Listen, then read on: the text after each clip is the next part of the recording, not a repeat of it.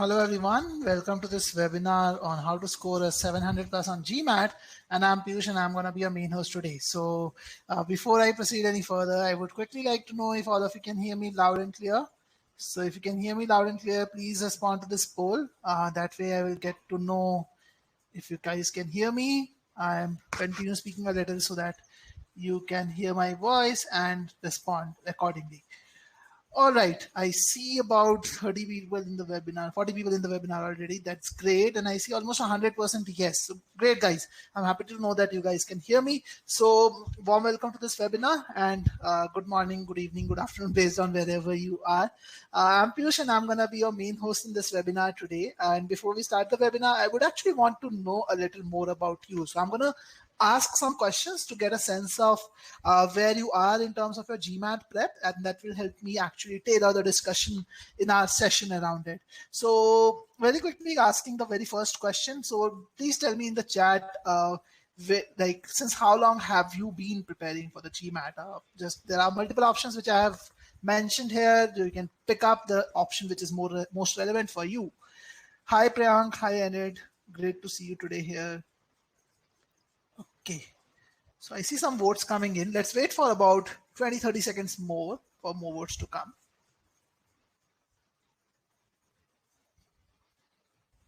Okay, let's wait for a few more seconds.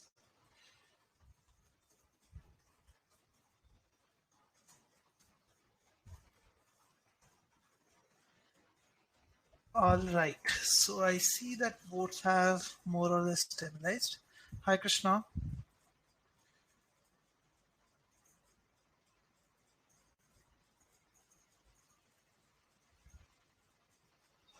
Okay, so okay, let me end the poll now. Great, so I see that most of you are very fresh into your prep. As in about 34% of you have not yet started, and about a similar number has started less than 1 month. Anyone who has been preparing for less than 1 month, I consider a very fresh starter as well. So again, the entire webinar is actually concentrated more on people who are just starting their prep. Definitely, you guys are going to benefit the most from the session. However, even for people who have spent 2-3 months into their prep, this webinar is going to really help you in case you're not doing a few things which you should have been doing. In fact, honestly speaking, on a regular basis, I interact with about, let's say, 5 to 6 students every day. And in most cases, even with people who have been preparing for 4 to 6 months, I see they're not doing many things right. So those things also I'm going to cover today. So even if you are experienced with respect to your GMAT prep, don't worry. We are going to take care of a lot of those things in the session today. Okay, so let's quickly get started. I'll give a quick intro about myself for those of you who don't know me. And in fact, let me ask this question. I have not asked this question for a long time. So just let me ask this question. How many of you have interacted with me before this webinar? In any sense, like if you have spoken to me or you have watched any other webinar taken by me. I'm Piyush, by the way. That's my name and my pic on the screen. So how many of you have interacted with me? So you can answer in this poll, a quick yes, no, just to see how many of you know me already. Okay, so the votes are changing now. Okay, I'll wait for a few more seconds for the votes to come in. Happy to know, Abdullah, that you're planning to take the test in mid-September. Good. Okay. All right, so I see about 70%. In fact, this vote is going more in the direction of no. So about 3/4 of the batch does not know about me. Great. So I'll just introduce myself very quickly to you guys. So I'm Piyush. I'm going to be a main host. I'm a strategy consultant at GMAT Viz, and I have 8+ years of experience. In fact, now I have about 9 years of experience mentoring students who are targeting MBAs from top tier colleges across the globe. So that's what I like doing. I like helping students get to their dream GMAT score, they get to their dream school as well. And I have prepared and taught for both GMAT and CAT. So as a student, I have prepared for both CAT, which is like Indian exam similar to GMAT, and I have prepared for GMAT as well, and I have taught for both these tests over the last 9 years. And I've scored a 740 on GMAT myself with a Quant 50 and Verbal 41 in my first attempt. And on CAT, I have scored a 99.9 percentile. And I personally like analyzing data and identifying trends to come up with strategies that help students. In fact, some of my strategies on the GMAT algorithm that I discuss are very, very popular in the industry, and many people have benefited from the same. So we are going to discuss a lot about that today. This webinar is all about strategies, is all about making sure that in the very, very first attempt, how can you crack the GMAT? How can you get the maximum out of the time that you're spending for your studies?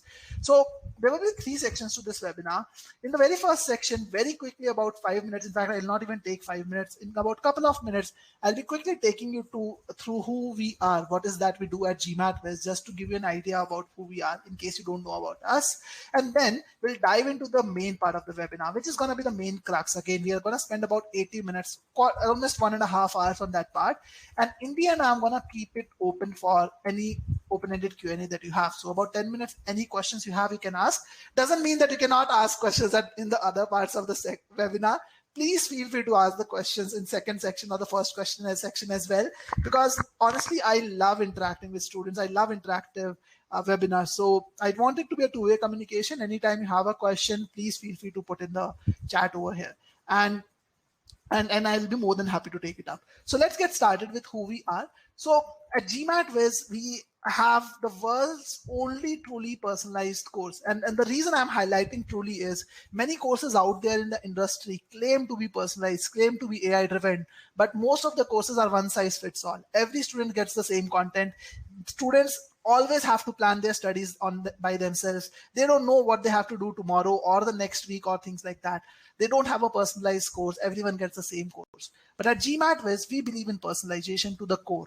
We actually create a real personalized study plan for you, which takes into account all the factors such as your target score, your time availability, your strengths, your weaknesses, and creates a step-by-step study plan for you every single week, which is adaptive in nature. What I mean by that is you get real-time improvement modules based on your performance in the course, which actually changes the content that you go through in real time. Imagine that you're studying prime numbers today, and suddenly the AI realizes that probably you're good at prime numbers. You do not need to go through prime numbers in that much depth. It will probably take you to the advanced concepts or application much faster.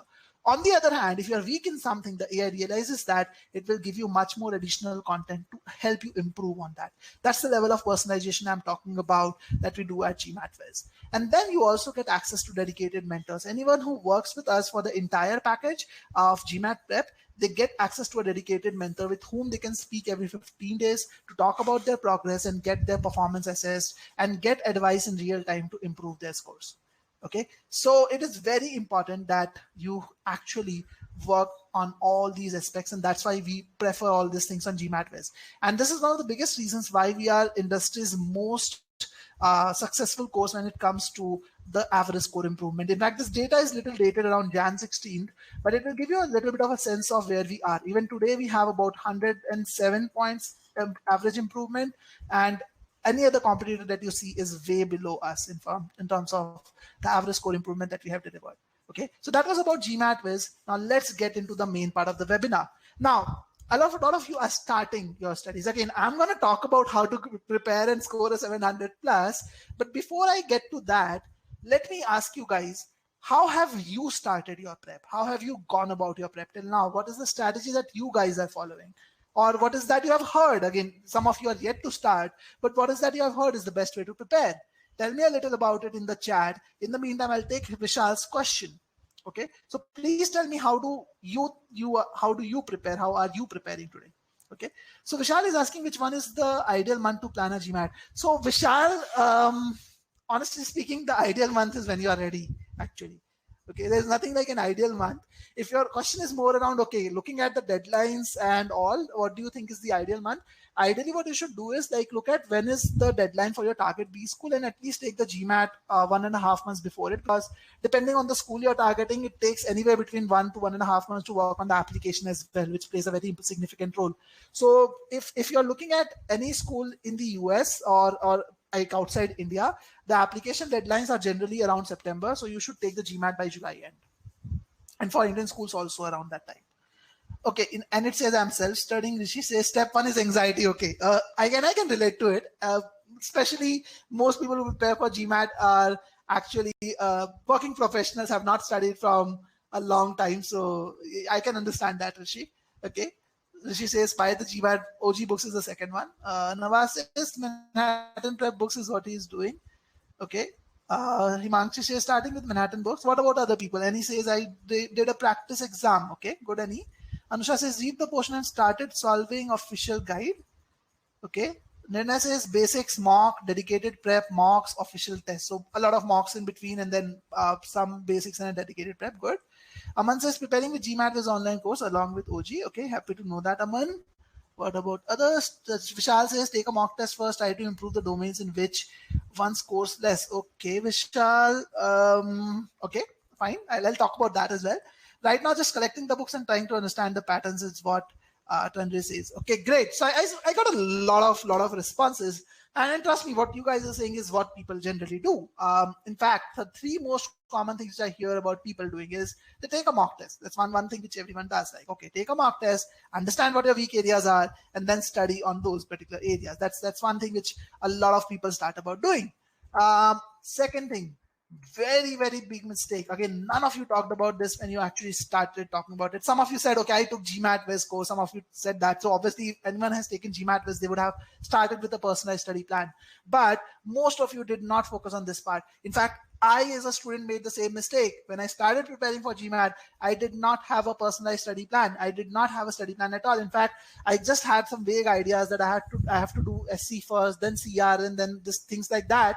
But there's no target or deadline to it that, okay, I have to do it by this date, or there was no proper planning as in terms of, okay, exactly what I should be doing, exactly what I should be doing in those days. How many questions do I need to do? Which topics I need to go through? In which order do I need to go through? None of that was clear to me. None of that was focused at all. And the third thing which people do is focus on solving more questions. Practice. That's what most people do. So that's something which is very big misconception. And in fact, most people rely on OG alone. And I got a lot of queries, like not queries, like comments also. And Anusha has a query as well. Which book should be referred? Should I refer Manhattan or official guides? Honestly speaking, at the start of your prep, OG will never ever make sense. Most people rely on OG alone for their prep, and they do that in the very beginning. Understand it this way. OG is actually a very good book for questions. Okay, it's a question bank, but it's not a good book for learning concepts or even learning the methods. There are multiple things that you have to do even before you get to the OG. So most people actually study from the OG alone, or they look at too many resources. There was someone who was even saying that I am collecting multiple books. So again, many people collect so much material, and then they go about their prep in a disorganized fashion. They do not organize their prep. When you do that, you do achieve your goal, but it takes you much longer to get to your goal. In many cases, it takes you 3 or 4 times the effort as well. So what are we going to discuss today is that we are going to talk about the entire strategy that you should follow to get a 700 plus score on GMAT. We're going to talk about that, break it down in depth, and don't worry about it. I'm going to answer all the questions that you have in the session today, okay, around your preparation. How should you go about it? I'm just giving you an overview today. I'm just giving an overview over here today so that we kind of understand what is the flow of the webinar in terms of the strategy. And then I'm going to get into the depth of each of this. So in terms of overview of scoring a 700 plus, the first thing that you need to do is plan your studies. Okay. Remember, most people do not plan to fail, but they fail to plan. So it is very important that you plan your studies right, and not just any plan. The plan should be personalized. The plan should be made with respect to what your goals are, what your skill levels are. We'll talk about the planning part first. Then we'll go to the next part, which is execution. We'll help you understand how to execute it, because again, a plan is as good as not having a plan if you're not doing the execution right. So very important thing that we'll focus on when we talk about execution is the application part, because most people do not focus on the application part. They focus on basic concepts and then practicing questions. We'll focus a lot on that, and I'll help you understand why that is very critical for anyone to score a 700 plus and why most people miss that part. Then we will get to the third part where we'll talk about the assessment. Okay, when do you assess yourself? How do you assess yourself? What are the criteria that you should be looking at? It should not just be accuracy or timing. What are the other things that you should be looking at when you're assessing yourself? And finally, we will jump to the phase where we'll talk about the optimizing phase. Okay, you assessed yourself, you understood what is right, what is wrong. Then how do you go about the next step? How do you go about the weak improvement on the weak areas? How do you optimize your weak areas overall? So we will talk about that as well. So all four things we will talk about today. So let me quickly ask you a question, guys. How many of you are excited to start?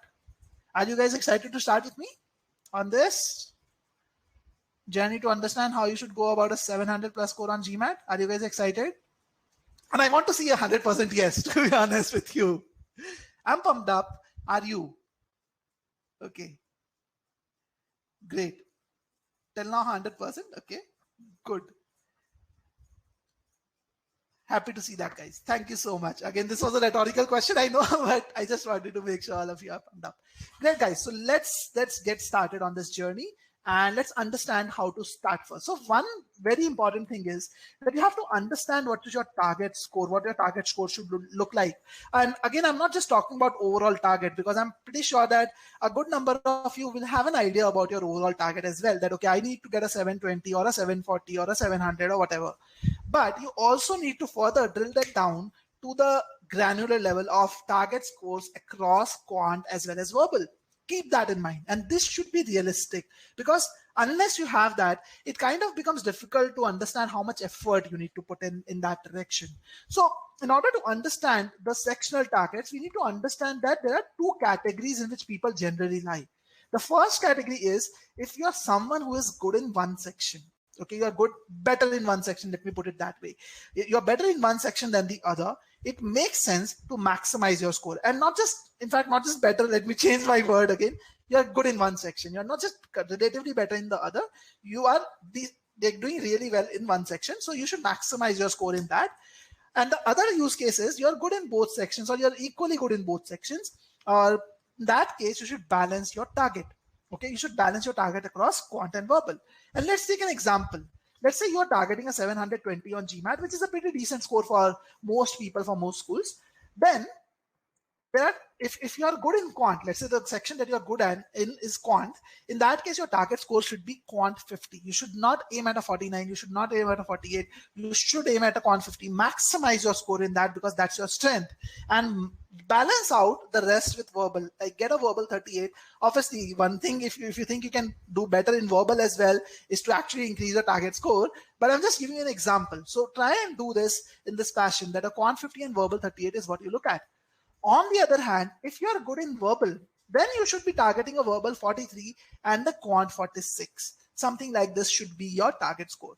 Again, if you're better in quant, then you should increase your target, but I'm just taking the target score breakdowns for 720 as a use case. Okay.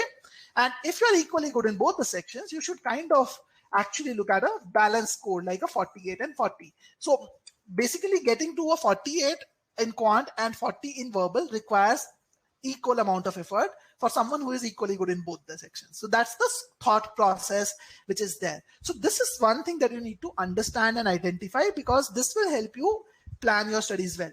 And then there are three phases in which you should learn. And trust me, most people do not plan it this way. Most people actually mix up. And even if they think about these three phases of learning, they do not understand what is supposed to be done in these three phases. So let's talk about this.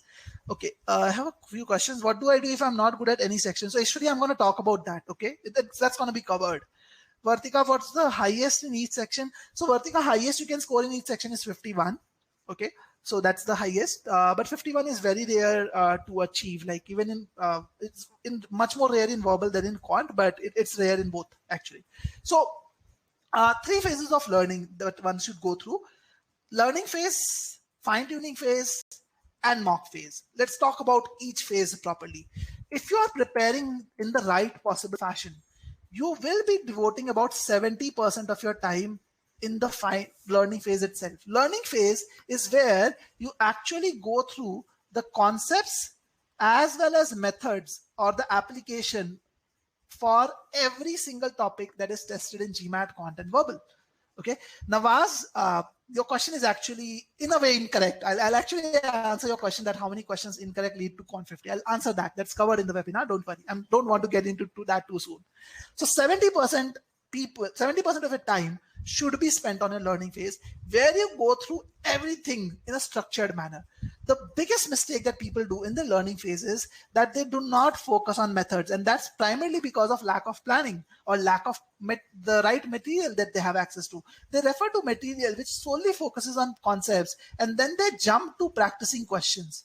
But that should ideally be done after learning the concepts and methods for that particular topic. So learning phase is very important. If you do not devote the right effort, do not put in the right effort in the learning phase, if you do not put in the right effort to learn the methods, then you will actually in the fine-tuning phase, you'll have to come back to your learning phase back and forth. And there will be a lot of back and forth which will happen between these two, which will take up your study time to even 2.5 times or even 3 times of the time which is required. So learning phase is going to be very, very critical. And I'm going to talk about the learning phase in depth. Okay. I'm going to talk about the learning phase in depth today. Now, fine tuning ideally requires about 15 to 20% of your effort. After your learning phase is done, this is where you focus on your weak areas and devote half of your time on practice, half of your time on working on the weak areas, so that you're able to push your score finally towards that like the last, like just across the border. And mock phase is ideally supposed to take about 10 to 15% of your total time, where you're focusing on your timing and test taking strategies. Okay, I'm not saying timing, I'm saying timing strategy. Okay, so this is what we focus on the mock test phase. But trust me, most people mix all these things. In fact, there was someone who was saying that I will do some basic concepts, then I will do mocks, and then I will do advanced practice, and then those mocks. Okay. Ashraf, thank you so much. Ashraf is saying, can you please talk slowly, little bit to catch your points? Thank you. I have a tendency of speaking fast, so I'll take that into account, Ashraf. Okay.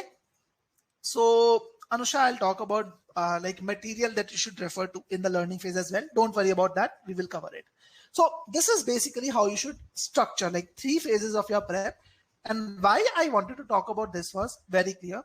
I did not want you guys to do the mock test right away. You should not be doing mock tests right away. You should be focusing on taking mocks at the end, not in between. If you're taking mocks without preparing properly or without fine tuning, the mocks are only going to tell you that you are bad at this. They're not going to help you with the timing and test taking strategy. Okay, so I'm going to talk about also how many mocks you should be taking. Don't worry about that. That is also going to be covered. So let's understand more about the learning phase first. Let's understand what is the sequence in which you should study.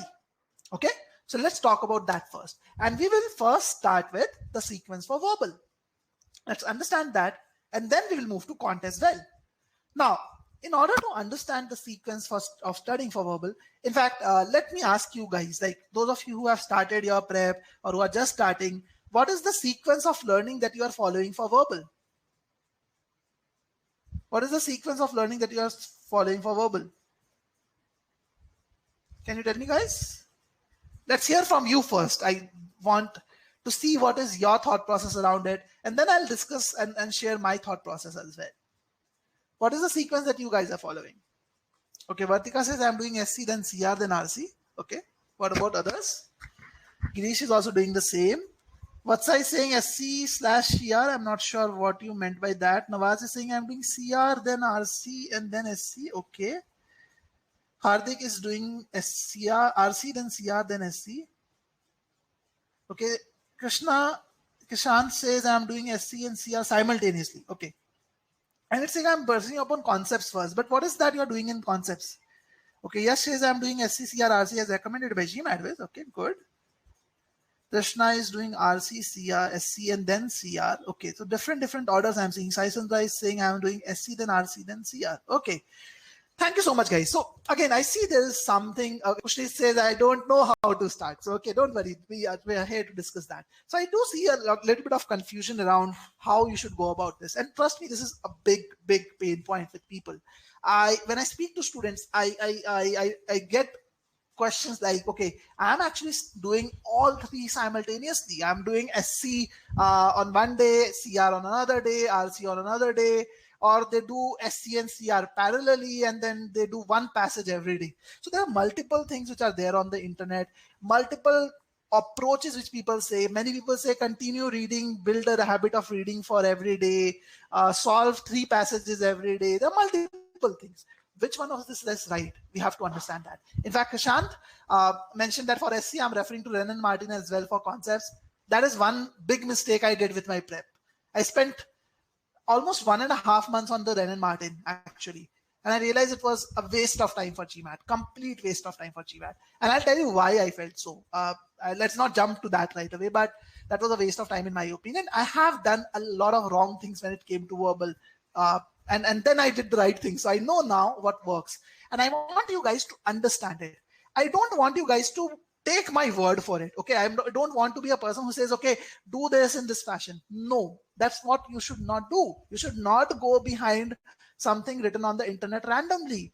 Question that, understand the logic, and then only follow it. Because when you understand the logic, you understand the difference between what is right and what is wrong as well. So let's understand the logic behind the right sequence first, and then we will get to the right sequence. All right, guys. So I'll first help you understand what are the skills that are tested on GMAT Verbal. So let's first understand that. Okay. So first thing which is tested on GMAT Verbal is comprehension skills. I'm talking about skills over here.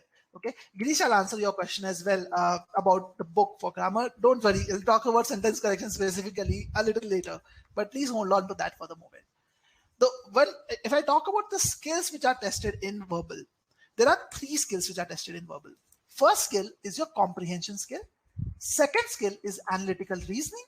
And the third skill is focusing on main point. Okay.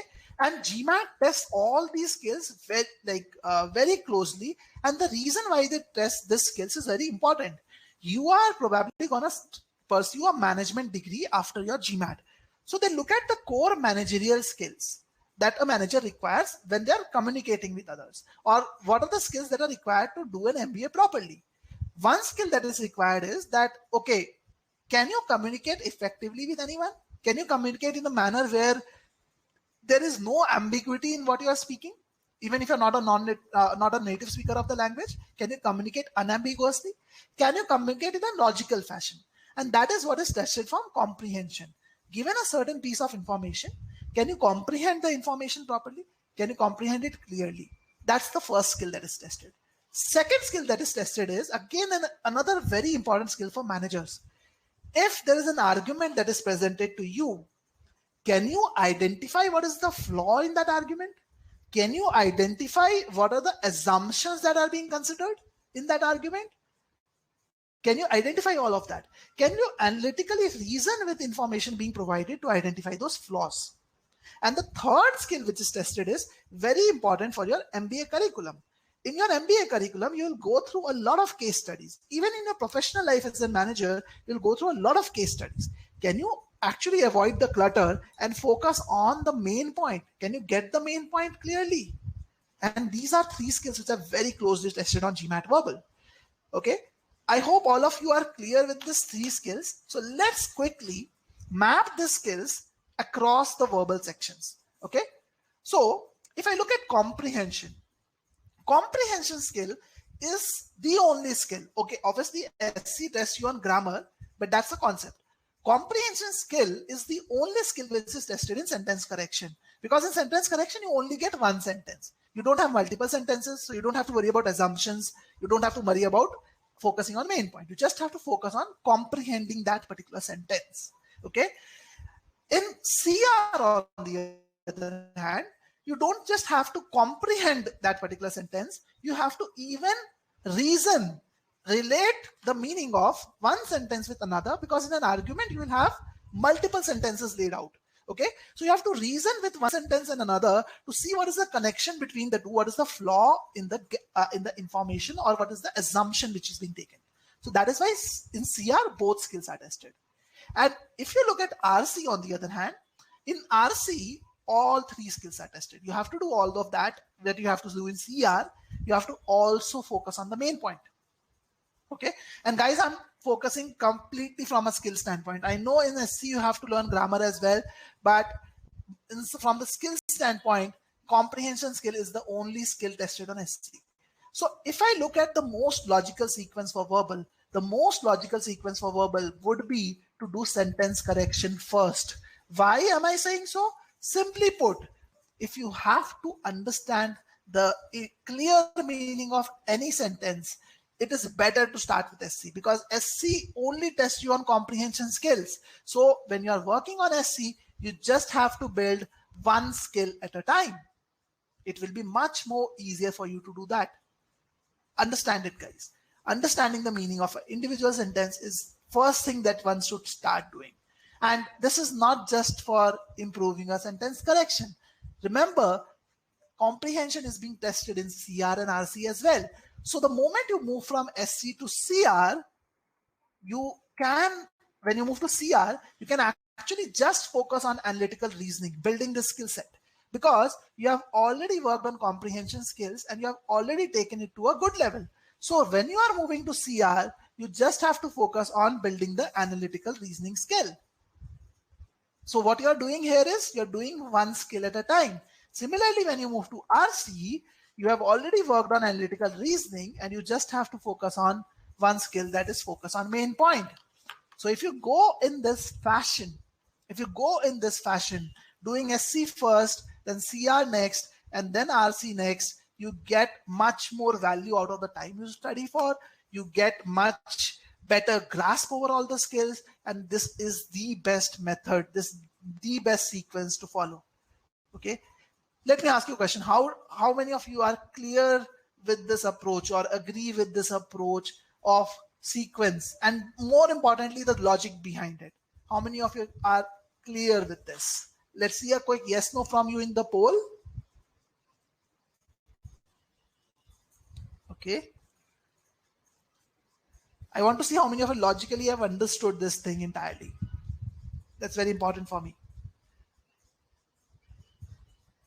Okay, happy to know that, Kushneet. Hardik says how to improve in RC and CR. Okay, Hardik, I'll talk about that as well. Don't worry. All that is covered in the webinar. I've got most of the questions covered. Don't worry about that. All right. I see 100% yes on this. Great, guys. Thank you so much for this. Vishal has an important question. He says, will daily article reading help in verbal? To answer your question, it will. But is that the thing which will lead you to a target score? Probably no. Like, it's not about reading more. Trust me, I prepared 6 full months for verbal section, and then I took one test on GMAT Verbal, and I scored a 13 percentile in that test. And 6 months I was reading a lot. The problem was, when I was doing article reading every day, I was focusing more on increasing my reading speed rather than increasing my comprehension, improving my comprehension. So Vishal, what is more important for you to do is you have to improve your comprehension rather than your reading speed. Those are two very different things. And that's why I recommend doing SC first, and not just doing SC. Again, anyone can do SC in any format. If you just focus on grammar when you're doing SC and you do not focus on comprehension skills, building comprehension skills, that is not going to help. So first focus on building comprehension skills, and then reading daily will give you an amazing outcome out of the time that you spend. Okay, so let's move further. Again, I'll be answering questions in the meantime, but let's continue moving forward. Now, what should you do for quant? We talked about verbal, but what about quant? Now, when it comes to quant, most test prep companies or even most books recommend one to do it sequentially in terms of modules. They will say, okay, complete number properties first, then do algebra, then do word problems, or then do geometry, or a different order. But this is something which generally is not recommended from our side. I'll tell you the reasoning for that as well. I just don't want you to say anything directly to you. I just want to help you understand that, because when you understand the logic, it is very easy for you to apply that. It is very easy for you to retain that and put that into practice. So as a rule of thumb, I'm going to explain everything logically to you. So why we don't recommend doing quant module wise? Reason for that is simple. Imagine prime factorizing a number and dealing with powers if you know nothing about exponents. Similarly, imagine solving a divisibility equation if you're not aware of linear or simultaneous equations. So in quant, you cannot do things like this, because in quant things are interrelated. If you ace number properties without having the basic understanding of some other essential topics, it will not work out for you. You need to have a very strong understanding of the essential topics first, and then only you can actually move forward and get a better understanding of the more advanced topics. Okay, so in quant, you should focus on working on basic topics, then intermediate topics, and then advanced topics. Okay, I've just mentioned a few names here, but don't worry, I'm going to give you a full list. So this is how the full list should look like. You should first start working on number properties, numbers basics, as in what are the various type of numbers, all of that, then fractions and decimals, then estimation, rounding, and so on. You should work on quant in the order which is shown on your screen. And I'm just showing you, I've color coded all the topics across these 4 modules, and you can see how it is intermixed. Okay, it is not in a sequence. The ideal order is this one, which we are showing you, and this is after a lot of research, lot of identification of interrelation between multiple topics. And from our side, we came up with this as the best possible option that you can follow. Okay, don't start taking a note, guys. If you want, you can take a screenshot, but I'll actually give you one more easy way to get this order like handy. Okay, so no need to worry about it. But I hope you guys are clear about the quant topic by topic, what is the right order in which you should go about this. So Annie, you will get a recording of this webinar. If you register for this webinar, you will get a recording in your email of this webinar later on, maybe by tomorrow or day after, so you can access it. So this is the order in quant you should follow. Now, what if you have prepared already? Again, I know that most of you, when I say most, about 70% of you have just started their prep or are yet to start, but there were about 30% who have started the prep sometime back. So for those of you who have started the prep sometime back, how should you sequence your studies? So let's talk about that. So in this case, what you should do is you should take a module-wise test. Now, what do I mean by a module?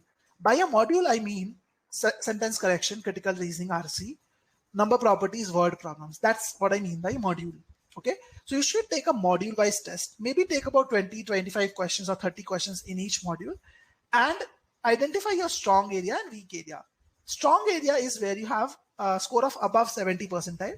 Weak area is where your score is less than 70 percentile.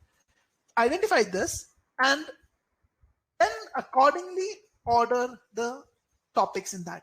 So for example, let's say you took the module wise test for verbal, and these are the scores that you got. 90 percentile in SC, CR 60 percentile, and RC you get 40 percentile. Let's say this is the score that you got. Then what the right sequence for you would be that you need to do CR and RC first, and then you need to do SC. So obviously work on your weak areas first, but in your weak area also try to keep that order of SC, CR, RC intact. So if you see for this student, the score in RC is low, is 40%. Okay, but I'm still saying that you should do CR first. Can anyone tell me why am I saying so? Can anyone tell me why am I saying so? Why am I asking you to do CR first, even if you have 60% in CR, which is slightly more than RC?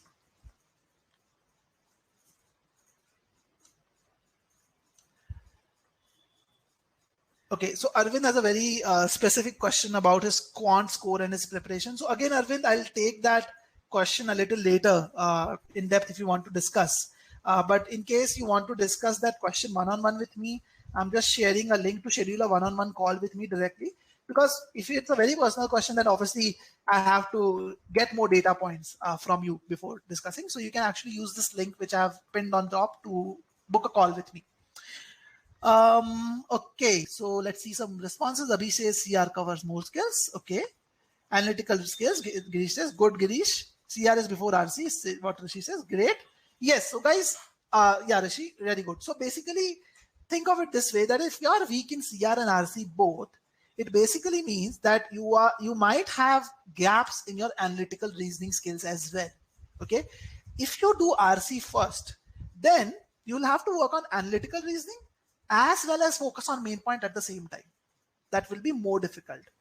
So since CR is also weak, it means you have gaps in your analytical reasoning skills also. So make sure that you focus on working on that analytical reasoning skill first. Then when you come to RC, you will actually see some improvement in RC automatically. Okay. So yes, Priya, that's the right thing. As I said, focus on the sequence of SC, CR and RC in your weak areas as well. Okay. So I guess this is clear to all of you guys. Quick yes, no on this. I guess this is clear to all of you guys. Vipin has a question. How should we take care of exam anxiety after all prep and following the process on the final day?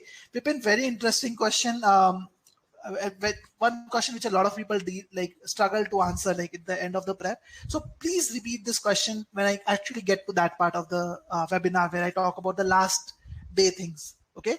Or you can even ask in the open-ended Q&A part. Right now, I will not cover it because it's not related to the first part of the prep, and then we will get digressed. Okay. So great. I see 96% people are clear with this. If anyone has any doubts, please feel free to put it in the chat. I'll be more than happy to take it up for you. So this is the sequence of studying if you have already prepared. Now that we understand what is the right order of learning, what is the right target score that you should be looking at, now is the time to put your pen down and actually create a study plan for yourself. You know how much, which is the right sequence you have to go for. So you have to create clear targets and deadlines, because it is very important for you to have deadlines and targets. Because if you don't have those targets and deadlines, especially if you're a working professional, it's very easy for you to fall off your study track after some days. There's some important project that comes up, you'll not be able to study very regularly. So it's important that you create targets and deadlines. Overall prep time can generally vary between 100 to 350 hours depending on how good you are or how advanced are you in terms of your prep schedule. But when you're creating a study plan, you have to take into account 4 very, very important factors. First is your strengths and weaknesses. Again, I talked about it a little in the beginning when I talked about the individual target scores of individual sections. But focus on identifying your strengths and weaknesses, and obviously you have to give more time to your weak areas for sure. Then the second thing which is important is you have to also take into account the time which is available with you. Many people refer to study plans which are like 3-month plan or 1-month plan. And these plans take into account that you will be studying for 30 hours in a week or 20 hours in a week. But you have to take into account how much time you have in every week to study. That is something you have to take into account when you are actually creating a study plan. Because if you account for you create a plan which is for 30 hours a week or 25 hours a week, and you only have 15 hours, you'll not be able to sustain it. And then after a couple of weeks, you'll feel demotivated. So keep that into account as well. Also take into account the sequence of learning that I talked about. And then one more thing, which is the most tricky thing to actually take into account, is the content. How much content do you need to study? What all do you need to do? How much of that you need to do? Which questions to solve? All of that. So all these things are very, very important for you to create a study plan for yourself. And when you're creating a study plan, focus on all these things. Okay. Now I'm pretty sure that many of you would be thinking, okay, how do I go about creating a plan with this? Piyush, you have told, okay, I understand that these factors are important, but how do I get to that? How do I pen down all of this? How do I understand how much content I need to study? How do I understand which are my strengths and weaknesses? How do I understand all of that and put it in form of a plan? It's very difficult for most students to do it. And that's why at GMAT Viz, we have put in a lot of effort on this. In fact, we spent about close to a year, one entire year, creating an AI-driven engine which automatically takes into account everything which you see on the screen to create a personalized study plan for you. Okay, Vartika, when I say content to study, I mean which videos should you watch, which concepts should you solve, which questions should you solve, how many questions do you solve, what do you do after that, all of that. So at GMAT Viz, we have put all those efforts first, and then we actually created a personalized study plan for you. And I'm just showing you a little bit of it. And don't worry, guys, this study plan is free of charge. We don't charge you anything for the study plan over here. And the study plan is so personalized that you have clear deadlines for every single thing that you will be doing, that you should be doing as a student. It tells you when it will be completed. It even assigns activities to individual dates. And the best part is it is integrated with the course itself. So you can actually click on start button and start learning that activity right from here. And it is planning you for the entire week. So you don't have to worry about accessing the content from somewhere else and looking at the study plan somewhere else. All of that is integrated in one place. Okay, it plans the entire journey, start till end, in the most granular way for you. And if you don't want to look at the entire calendar, you also get a task view where you just focus on your current week tasks. So you see what is the task assigned to you in the current week, what are the things that you have to do, which are the videos you have to do, which quizzes you have to take. Everything is laid out in front of you on your platter.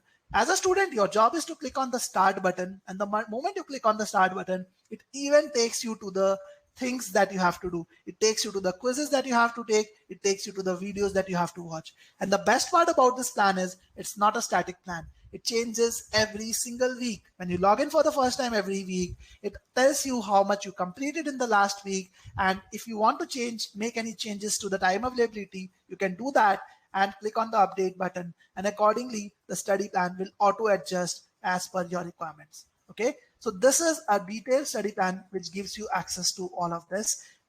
And as I said, the study plan is free of charge. You don't have to worry about paying anything for the study plan. You can create it using this link, which I have just shared in the chat here. The content in the free trial that we offer is limited to only 10% of the content that we offer. So you can only offer some limited files, and these files are pre-selected, as in they are a mix of some basic, intermediate, or advanced concepts. If you want to actually access the entire content, you don't want to worry about studying, like finding which thing to study at what point of time, you can just upgrade your account. And when you upgrade your account, you get access to the entire content on our platform. There are 4,000 plus questions, 5 mock tests as of now. We are adding 5 more from a third party, and there are a lot of good things which are there. Okay, so you can use the study plan feature to actually plan your studies for yourself. Let me take a few questions. Himangshi is saying, what if you complete full verbal first and then move to quant, or you should do both simultaneously? Good question, Himangshi. So Himangshi, ideally, again, if you create a study plan using our portal, it will take care of this. It will not, it will actually help you understand that as well.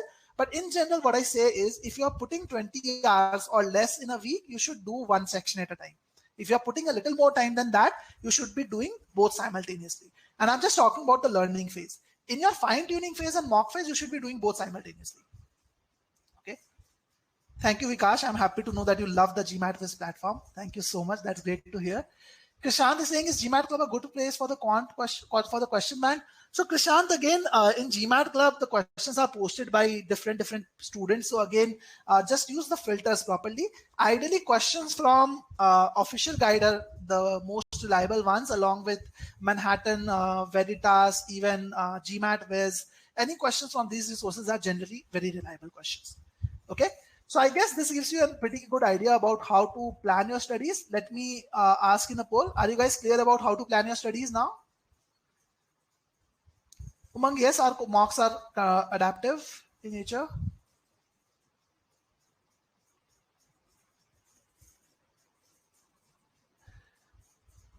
Okay, Sachin, you have an interesting question again, one very important question. Generally, that's something I don't cover in the webinar today. So please remind me in the Q&A part, I'll take care of it. Girish, I'll answer your question also in the Q&A part.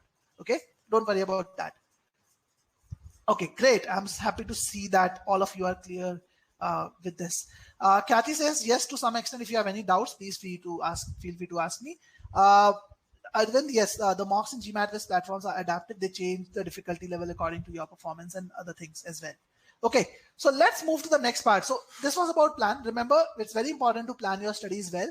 But let's now move to the second part, where we talk about the execution of it. That how do we go about executing our studies? How do we go about learning everything? Because if you remember, I said that a plan is not really gonna work out unless you execute it. It's very important that you focus on the execution as well. So I'll talk about some myths. I'll break some myths, and as a part of breaking those myths, I'll actually help you understand how you should go about executing. Okay, so Dipali is asking, a week in quant, should I begin preparation with quant or verbal first? So Dipali, again, depends.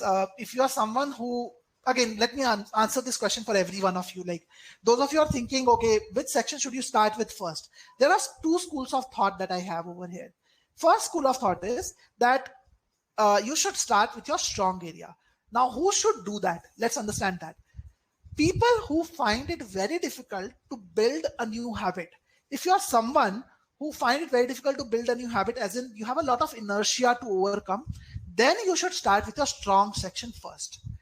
I'm saying preparation. For your preparation, you should start with a strong section first, because if you start with your strong section first, you will actually see your scores going up fast enough. And that will motivate you to continue working on GMAT preparation.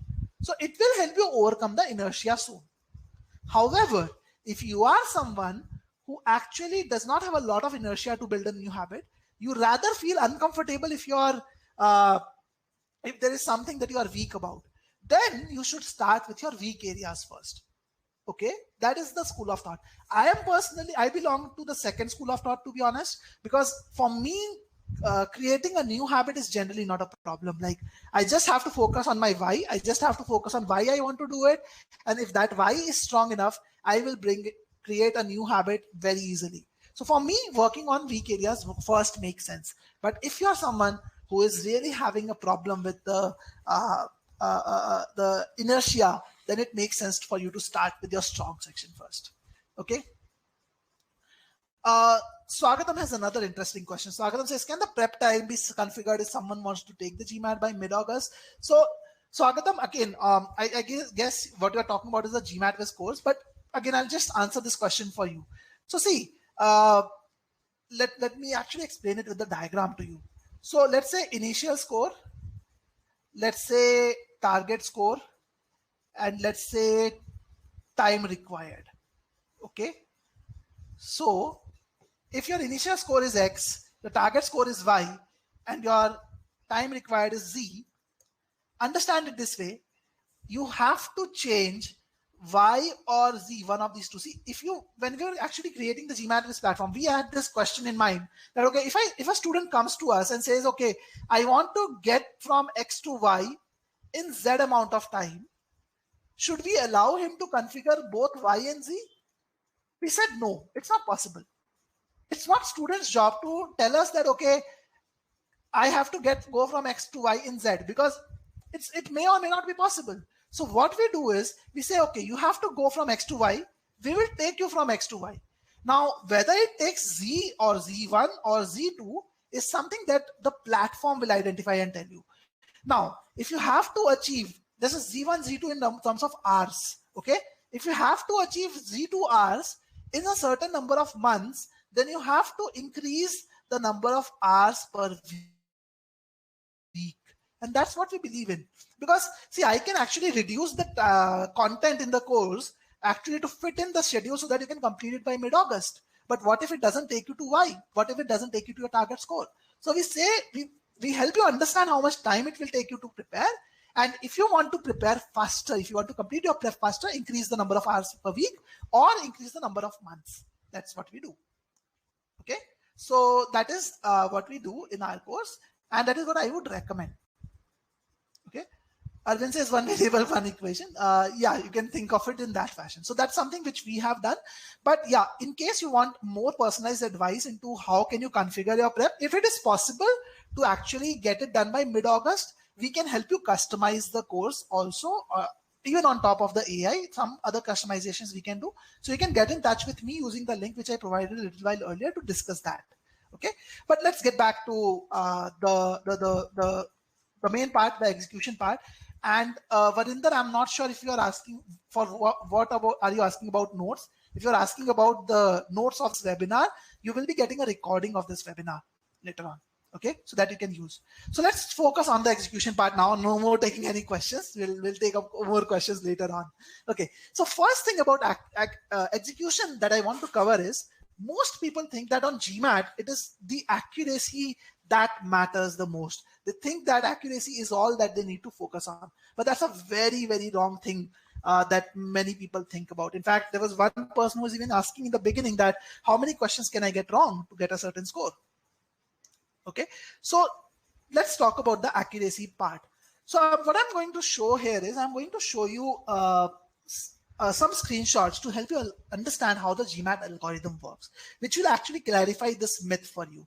So on the screen, I'm showing you my own PSR, ESR is an enhanced score report which you can buy from GMAT after the GMAT is done, like by saying some extra fees. It gives you a detailed breakdown of your performance. So this ESR shows my verbal score, which was 41, and it shows that across the verbal section, what was my accuracy in the various quarters. Okay, so it shows that in the first quarter of the verbal section, I made 2 mistakes. In the second quarter, I made 2 mistakes. In the third quarter, I did not make any mistake. In the last quarter, I made 3 mistakes. So the total number of mistakes made by me were 7. Okay, so that's what this shows us.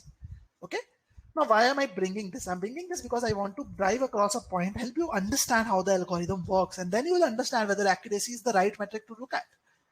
Let's look at another snapshot from another student's ESR. I'm not revealing the verbal score of this student right now, but I'm showing you the ESR and I want you to guess the verbal score of this student. And I'll give you a poll to tell me that. So this student has made just 5 mistakes. You see the ESR on the right hand side. On the left hand side, it's my own ESR. You see the ESR on the right hand side, and you have to tell me the student has made 5 mistakes, and you tell me how what would be the score of this particular student. And I'm going to get you a poll very quickly to share your responses. Okay. So just give me 1 minute. I'm getting you the poll. I want you to guess the score of the student on the right. Okay. So here's the poll.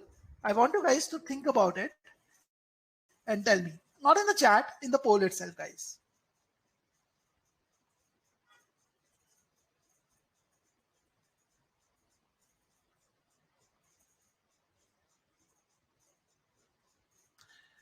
So Chaitanya and Sachin have a question around which books should I study for verbal. Again, if you're looking at just basic concepts, Manhattan books are good enough for basic concepts, but don't focus on Manhattan books for the approach, especially if you're a non-native speaker of the language. The approach in Manhattan books are generally not good for the non-native speakers. In fact, in books, generally the approach is not great for, approach-wise, it's a big problem from books. Books are good for learning concepts. So I'll talk about the approach part as well in the meantime overall. Okay. So I see good number of responses in the poll. Let's wait for a few more.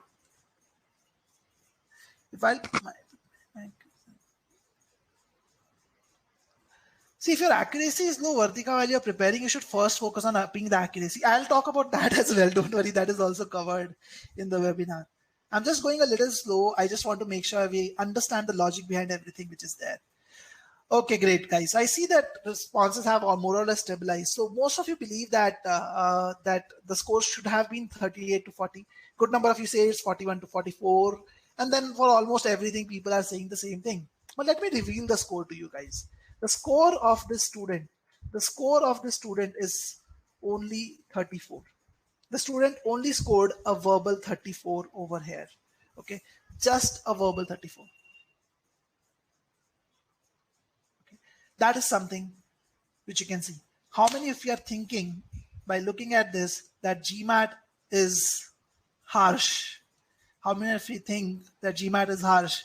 The student has made 5 mistakes, 2 less than the first student. And you give him a score of 34, 7 points less than the other one. And those of you are thinking how much the 7-point impact, let me show you the percentiles, guys. 93 percentile versus 71 percentile. That is the level of difference that we are talking about here.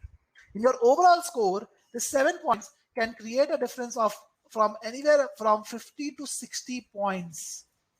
50 to 60 points. It can be a difference between 680 and a 730, 740. That is the level of difference that we are talking about. It can be the difference between a acceptance versus the rejection from your target B school. How many of you think GMAT is like not being honest here? It's just a little too harsh. Okay, Chaitanya, I'm not talking about being harsh to me. I'm talking about being harsh to the person who scored a 34. Yes, Shresh, that's how the algorithm works. In fact, I wanted you guys to understand that.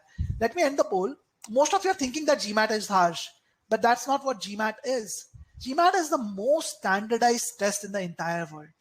In fact, it is built to actually judge your skill level based on what you are getting right and what you are getting wrong. And that's why I wanted you to understand this. Most people just focus on accuracy. They think, okay, the more I practice, the better I get. If my accuracy is 80%, I'm happy. In fact, a lot of people come to me and say, when I practice OG questions, I get 80% of them right. But when I take the mock test, my score is very poor. How many of you have heard this, or have felt this yourself? How many of you have felt this yourself? That when you solve OG questions, your accuracy is 80%, but when you take mocks, your score is pretty low. How many of you have gone through that or faced that yourself? Let's see a quick yes, no in the polls. Again, I'm asking a lot of questions. Just want to make it a lot interactive. Just want to interact with all of you guys. Okay.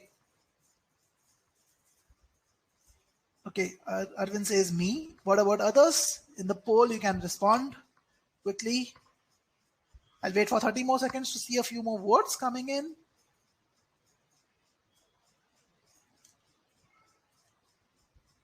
Okay. I'm repeating the question, guys. How many of you have done OGs, got a 80% or more accuracy there, but when you took the mocks, your score was pretty low, not even close to 80? How many of you felt that? Okay. Okay, ending the poll now. So 80% of you, nearly 80% of you have felt that. Now, why does that happen? That happens because you have a wrong understanding of the algorithm. Official guide questions are generally much more easier than GMAT. In fact, that's not the right way to put it. Let me rephrase it. Official guide does not have a lot of hard questions. In the official guide, you'll hardly find 10% hard questions. But if you're targeting a 700 plus on GMAT, GMAT is an adaptive algorithm. So if you're targeting a 700 plus on GMAT, you will at least get about 30 to 40% of questions as hard questions. So in GMAT, what is the average difficulty level that you get depends on how you're performing. So in this case, this first student got a low score because she made a lot of mistakes in the first quarter itself. And not just the first quarter. Look at the difficulty chart over here, guys. I spoke to the student myself when I was like, after the GMAT that happened with her. And he told me that in the first 3 questions, she got all sentence correction questions. She was not good at SC. She was not feeling focused. She got most of them wrong. And I'm pretty sure that she got all 3 of them wrong because the GMAT algorithm starts at the medium difficulty level. And that's where she started getting questions wrong. Now, what happens if you get those easy questions wrong, those medium questions wrong? GMAT feels that you got 3 questions wrong back to back. All of them were medium. So you probably do not have the capability of getting the medium questions right. Okay. So you probably don't have that capability. And that's why the GMAT started serving the student easy questions. You look at the difficulty level of the questions that she got right. Even if the accuracy seems decent, the difficulty level is pretty low. And that's the reason, even after performing decently well, the difficulty level did not increase a lot in the second and the third quarter because she went down instead of going up in the beginning itself. You see the average difficulty level of the questions that I got right in the second quarter, and you see the average difficulty level of the questions that she got right in the second quarter. Our accuracies are very similar, but the gap in the difficulty level that I'm able to show the algorithm that I can get right is significant. I was getting medium hard questions right. She was only getting easy and medium questions right. And that's why this happened. Even in the third quarter, if you look at, I was getting the medium hard questions right as well again. And her average difficulty that she was getting right was pretty low. Yeah, I understand GMAT did not serve her a lot of hard questions. And that was pretty much because she did not start on the right foot. So make sure in an algorithm test like this, you have to maintain consistency across difficulty levels. You should not just focus on hard questions, Dipali. First thing you need to focus on is getting the easy and medium questions right. And then in hard questions, you have to maintain that consistency as well. So to practice the hard questions, there are 2-3 resources which are there. In GMAT Viz, you have a lot of 700, 750 level questions as well. You can practice from there. You will have those questions coming as a part of your course. You will have it in the Quizard as well. You can also use advanced official guide. So official guide is an advanced question bank, which is more 700 level questions, so you can definitely do that as well. And one of the biggest reasons why GMAT came up with the advanced official question bank was because general official guide was much more easier for people who are targeting a 700 plus score. Okay, so basically in GMAT, accuracy is not the king, skill is the king. Skill basically means which questions do you get right. It is the ability to get a question of any difficulty level correct.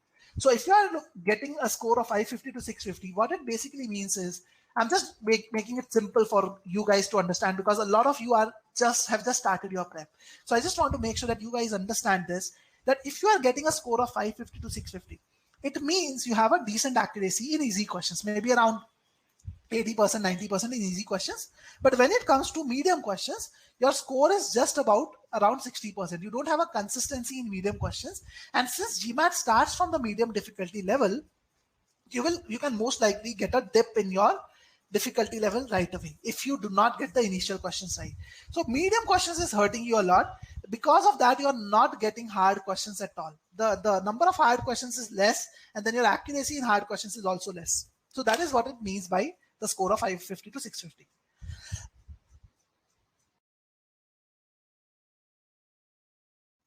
Okay, so this is basically what it means by the score of 550 to 650. Now, when you're getting medium and hard questions wrong, the reason for that is your conceptual understanding is fine. You know the concepts well, but when it comes to application of those concepts, you are not able to get the application right, and that's why you are struggling in medium and hard questions.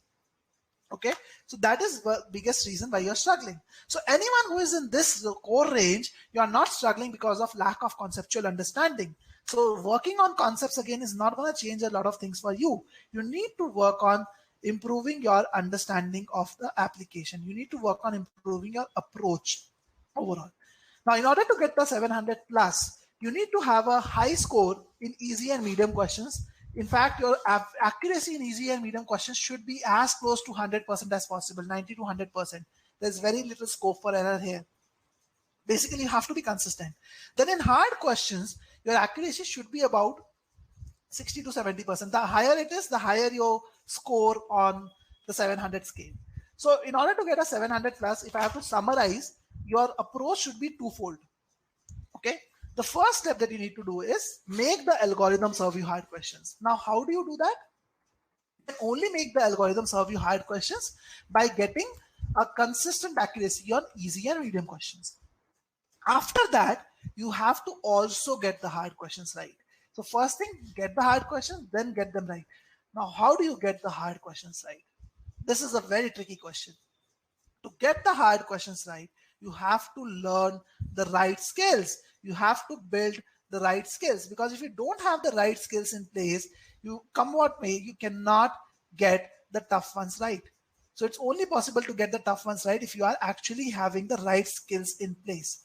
Okay, so I'll be talking about the skills now. What do I mean by those skills?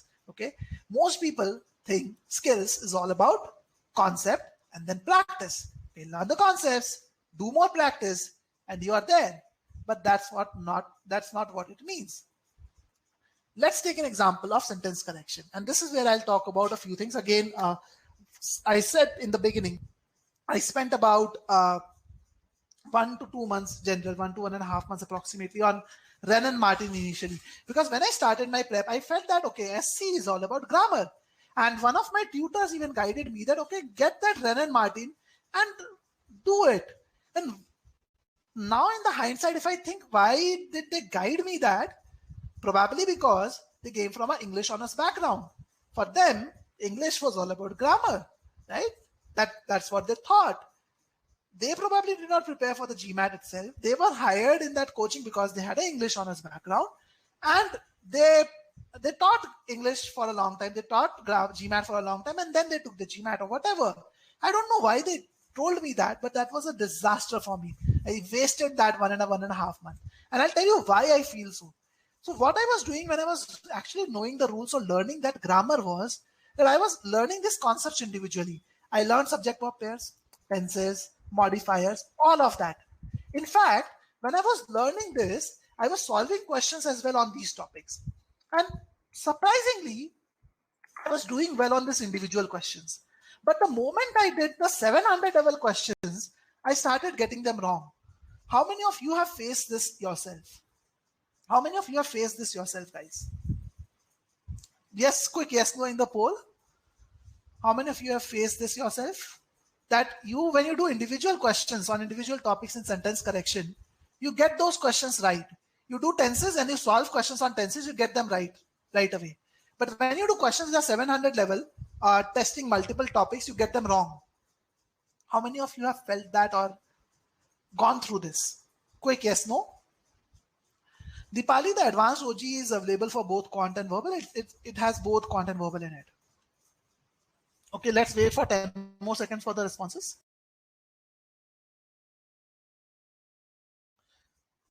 All right. So I see almost 90% of you have felt that. Only 10% did not. So again, probably you guys can relate with me. So this is exactly what happened. In fact, I was putting in a lot of effort. It was not like I was not putting in the effort. I remember learning rules for each topic, learning the exceptions to those rules for each topic, then learning the exceptions to those exceptions as well. But later on, when I actually looked at my prep and when I was able to improve my score, when I look at it now, I can understand why this happened. The reason why this happened was there was no focus on common learning thread. There was no focus on application when I was doing all this. Because see, when I was learning all the rules, I was trying to memorize all those things, and in a question I was looking for those rules. So when there was an individual question which was presented to me, I know what kind of error I'm going to look at. I want to find. So I was focusing on that particular error and I was able to find it. But in an environment where I don't know what the question is testing, applying all those rules, remembering all those rules in 2 minutes time was impossible. And that's why I was getting questions wrong. In fact, there are so many popular shortcuts which are taught to students, even by teachers or renowned coaching institutes, those who claim they have the highest number of success stories as well, that people have actually learned shortcuts and they use those shortcuts to solve questions. In fact, I did that for 6 months. And some of the most popular shortcuts in the industry known as, for example, one of them is splits in sentence correction. That, okay, what is splits? That you look at the question stem, you look at the option choices quickly, see what are the points of differences in the option choices, and identify that what is the grammar rule associated with that. And then apply your grammar understanding to identify the answer. That's a shortcut. It's supposed to save you time. And people fall for shortcuts because it saves them time. But what they don't understand is that shortcuts do not apply on all questions. They sound good, but they are not universally applicable. And you can only learn shortcuts when you actually learn the right methods first. So some of the other shortcuts are skimming the passage, reading things quickly. Those people who advise you to read every day to actually increase your reading speed are actually just showing you one side of the picture. In fact, in order to do well on GMAT, you should be reading slowly. You should not be reading fast. GMAT is not IELTS. In IELTS, you have detail-laced questions. So you have to read things fast to see where things are. And then when you look at a question, you come back to the relevant part of the passage to answer it. But GMAT is not like that. On GMAT, you will have inferential questions.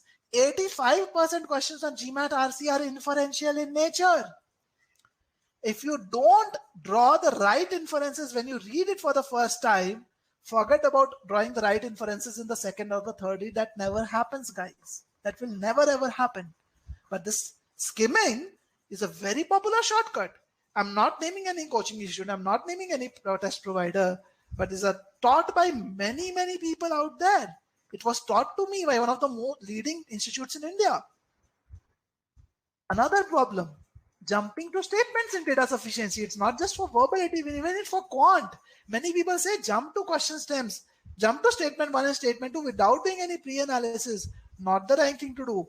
Now, I'm sure some of you are understanding it, some of you are not. So let's do a question to understand this. So this is an official question that I want you guys to solve. And then I'm going to solve this question right in front of you.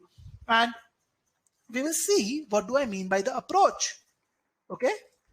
So I'm going to give you about 2 minutes to solve this question. And I'm going to give you a poll also. Please don't type in chat. In fact, for some time, I will actually disable public chat so that you don't get affected by the responses of other people. You have the poll up here, so you can actually use the poll right now. Sachin, you can respond in the poll directly. Okay. Okay, I'm going to end the poll now. Okay, guys, so I guess you can see the responses. Most people I see have marked option A. No, sorry, option C, 50%. Half of you have marked option C. Second most popular choice is option A itself. And third most popular choice is option E. I'll talk about the right option, but let me show you the data from GMAT Club also, okay? And again, GMAT Club captures a lot of data from a lot of different students as well who have taken this question, like a lot of people actually. So in GMAT Club also, 36% people believe that C is the right answer. In the class today, around 50% of you believe that C is the right answer. This is the most popular choice according to GMAT Club as well. Second most popular choice there was again choice A, which is also a second most popular choice over here. Again, this was second most popular after the right answer, obviously. There were around 10% people who voted for A, B as well over there. The right answer in this case actually is choice E. Okay. Again, I'm solving this question with you, so don't worry about it. Don't start asking why is E correct. I'm going to help you understand that. But let me put a very important thing right across to you. My objective of solving this question is to help you understand the problem that people face when they are preparing. It is not about this question that I'm interested. See, so helping you solve one question correctly is not going to get you to a 700. My objective is to ensure that you get to a 700 by knowing what it takes to get to a 700. So we will generate a very important learning from this question. And actually, let me solve this question in front of you to help you understand that. Most people will actually approach this question from a grammar perspective.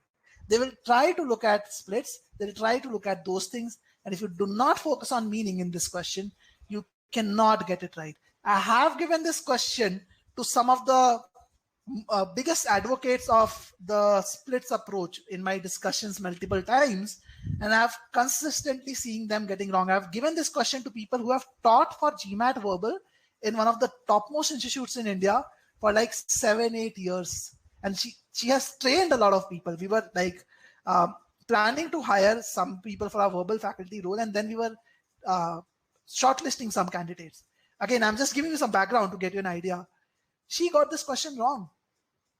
Okay, she got this question wrong because she was focusing on grammar splits. Why am I giving you this example? I'm giving you this example because I'm talking about someone who has been teaching this approach, splits approach, shortcut based approach for so long, to so many people. Still, that person couldn't get it right. How can you as a student think that you can get this question right by thinking about the splits? There are many questions like this on GMAT which focus completely on the meaning perspective. So let's understand the right approach for solving this question. Let's understand the right method, and I'll show you how I will solve this question if I were to do it for the very first time. So let's read this question first. A substance. Okay, so probably this sentence is about something called a substance. I don't know what substance, I don't know what it does. Let's see. Derived from the Madagascar periwinkle. Okay, so a substance derived from the Madagascar periwinkle. Now, at GMAT Viz, we tell you that whenever you see a verb-like word, you have to understand whether it is actually acting as a verb or is it acting as a modifier. The difference there is that modifiers only provide additional information. Verbs, on the other hand, provide an action. Okay, so in this case, if you look at this, we have to ask, is derived a verb or a modifier? In this case, derived is a modifier. In GMAT Quiz, we teach you 2 tests to identify that. Again, I'm not going into the depth of those tests, but in simple terms, if you have to understand, the simplest way to understand is the substance doing the action of derivation? Is the substance doing the action of derivation? Definitely no. Okay. So in this case, a substance derived from the Madagascar periwinkle. This derived is a ED verbal, very rightly said by Girish. Yes, it is a ED verbal. So this is only providing me additional information about a substance. So what I know is that there is a substance that is derived from Madagascar periwinkle. This is an additional information. But what is the substance doing? I don't know. Probably the sentence will give you more context about that. Let's read this further. Which has proved useful? Okay, now what has proved useful? What is this which referring to? Okay, let's read. Which has proved useful in decreasing mortality among young leukemia patients. So this which could refer to Madagascar periwinkle, could refer to substance. Which one of it of these two it is referring to? If I go purely from grammar perspective, it is most likely referring to Madagascar periwinkle because it is placed right next to it. Okay, and if I try to put it in place of which, it kind of makes sense as well. MP, Madagascar periwinkle, or MP, has proved useful in decreasing mortality among young leukemia patients. Could make sense. Okay, could make sense. But a substance could also make sense. And more logically, if I have to look at it this way, the sentence is talking about a substance probably for this reason. It wants to communicate that the substance has proved useful in decreasing mortality among young leukemia patients. So Vartika, it could be a substance, it could be a Madagascar periwinkle. I don't know. So this which in this particular sentence is ambiguous. It is not telling us what is it referring to. The clarity has to be there. Okay, so that is one issue definitely over here that we have to take care of. All right, guys. Shrey, till now there is no verb for a substance. You are right. Let's see whether there is a verb or not. Let's read further. Is cultivated in China. Now, what is cultivated in China? Okay, we remember the sentence was about a substance. This derived is a modifier. This is an additional information about the substance. So we are yet to see any verb for the subject, a substance. We don't have a verb for the subject, a substance yet. So we definitely are looking for a verb for that substance. And this is cultivated is most likely that verb. Okay. So what it is telling us, the sentence is telling us that a substance is cultivated. It is referring to the substance. But let me ask you guys a question. Can a substance be cultivated? Let me ask you a question. Quick yes, no, guys. Can a substance be cultivated? Quick yes, no in the poll. Can a substance be cultivated, guys? What do you think?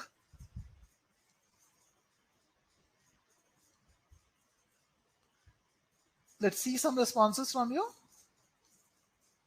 Okay, I see some responses. I'll wait for a few more to come in. What do you think? Can a substance be cultivated? Okay, good. I see almost 90% of people saying no. Yes, substance cannot be cultivated. When we talk about cultivation, it should be related to some plant or some living thing, right? Some plant or something like that. A substance is not a plant. And more logically, if it is derived from something, why do we need to cultivate it? That substance is derived from something. What is MP? I don't know. But if substance is derived from something, so it doesn't make sense. Okay. So cultivation is definitely not talking about the substance. It should be talking about something else. It should most likely be talking about MP. How do I know that? Let's read further. A substance is cultivated in China as part of a program. Why is it cultivated? As part of a program to integrate traditional herbal medicine. Okay, so we're talking about integration of traditional herbal medicine into a contemporary style of healthcare. Got it now. So what I see is that something has proved useful in decreasing mortality. Most likely it is a substance which is derived from Madagascar periwinkle. And there is a program which is running to integrate traditional herbal medicine. Herbal medicine means something which is derived from herbs or plants. And we want to cultivate something to do that. Now, obviously, there is something which is a herb over here. And what is the only thing that can be a herb in the entire sentence? The only thing which can be a herb in the entire sentence is Madagascar periwinkle. Many people come and ask me, how am I supposed to know Madagascar periwinkle is a plant? You don't have to bring in any outside knowledge. If you contextualize things first properly, you will understand that pretty easily. That in this case, we are talking about the Madagascar periwinkle being cultivated. That is what the sentence want to communicate over here. Now let me ask another question, and please respond to this question. I want all of you to respond to this. How many of you, when you were solving the question yourself, not right now, when you were solving the question yourself, identified that it should be the Madagascar periwinkle that should be cultivated and not the substance? How many of you identified that when you were solving the question yourself? Please do a quick yes, no on this poll. How many of you identified that when you were solving the question yourself?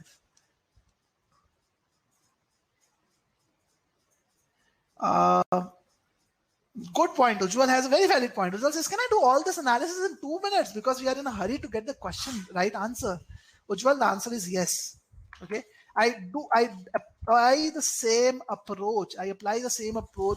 When I solved the questions on my GMAT attempt. I scored a 94 percentile in GMAT SC, and my average time in GMAT was just 1 minute 15 seconds. That was my average time. Okay. So you don't need even 2 minutes to do this. But yeah, in the beginning, you definitely do. When I was approaching sentence correction and I was focusing on the meaning-based approach, it used to take me 4 minutes, guys, 4 minutes. And I'm not lying. It used to take me 4 minutes to solve a SC question. The problem is, the moment it takes you 4 minutes to solve a SC question, you will stop using that method. You'll say, okay, what is the point of using this? And then a similar thing which basically what Ujjwal is saying, that, okay, I have to get the answer right in 2 minutes, very genuine doubt. 4 minutes it is taking me using this meaning-based approach. So why should I go ahead with this approach? And that's what where the mistake happens. We start focusing on shortcuts then. We start focusing on skimming and saving time. But we lose focus on the accuracy. See, you can save time by using skimming, but you cannot get the question 700 level question side by using skimming. I focus on the meaning-based approach a lot. Even if it was taking me 4 minutes, I did questions using the meaning-based approach. The good thing is, after I did 100 questions using the meaning-based approach, the time went down from 4 minutes to 2.5 minutes. And after I did another 100, 200 questions, it came down to 2 minutes. And after a few more time, it was coming down considerably. And you have to understand, Ujjwal and other people also, not just Ujjwal, everyone who is in this webinar, understand that learning the right skill requires you to go through it in a step-by-step organized fashion. If you do not do that, you will never be able to do it right. And this is not just true for GMAT, yaar. When you learn driving for the first time, imagine that time. You have to think about the clutch, the brake, the accelerator, the side mirrors, the back mirror, the steering, everything, the length of the car when you're turning, all of that at the same time. It was a hectic task. But now, probably when you drive, you can actually speak to your friend over a phone as well. I don't recommend that, but you can do that because it's a second nature to you. And that's how we learn skills. Focus on developing the right skill set. Khushneet, this webinar is about 2 hours long, approximately. I'm not looking at the clock, but I'm just making sure that you understand all of that. So focus on learning the right skills. And that's what people don't do. They want to optimize things too soon. They fell for shortcuts. And honestly, in this question also, the same thing happens. If you do not focus on meaning, you cannot get this question right. This is a 700 level question. So the meaning the sentence communicates is the Madagascar periwinkle which is most likely a plant, is cultivated in China as part of a certain program. This program is about integrating herbal medicine into a contemporary style of healthcare, and a substance is derived from Madagascar periwinkle, which has proved useful in decreasing mortality. Now, the good thing is, if you understand the meaning, you identify the errors also right away. You get to know the errors also right away. So answer choice elimination becomes very easy. In fact, your 70 to 80% of your time spent on a question should be spent on the question stem. Okay. And only 20-30% of the time maximum should be spent on option analysis. People do it the other way around. People spend 70 to 80% of the time on the options and only 20-30% time of the question stem. You should not do that. That's the wrong thing. So now if I look at the option choices, I can clearly know A is wrong.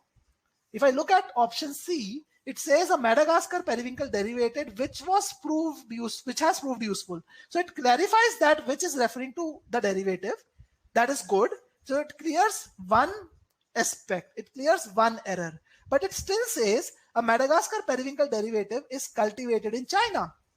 So it still says that a derivative is cultivated in China, which is illogical. So choice C is also incorrect. Okay. Choice B also has a similar issue in it. So it is also incorrect because of that. Choice D, multiple issues are there, obviously.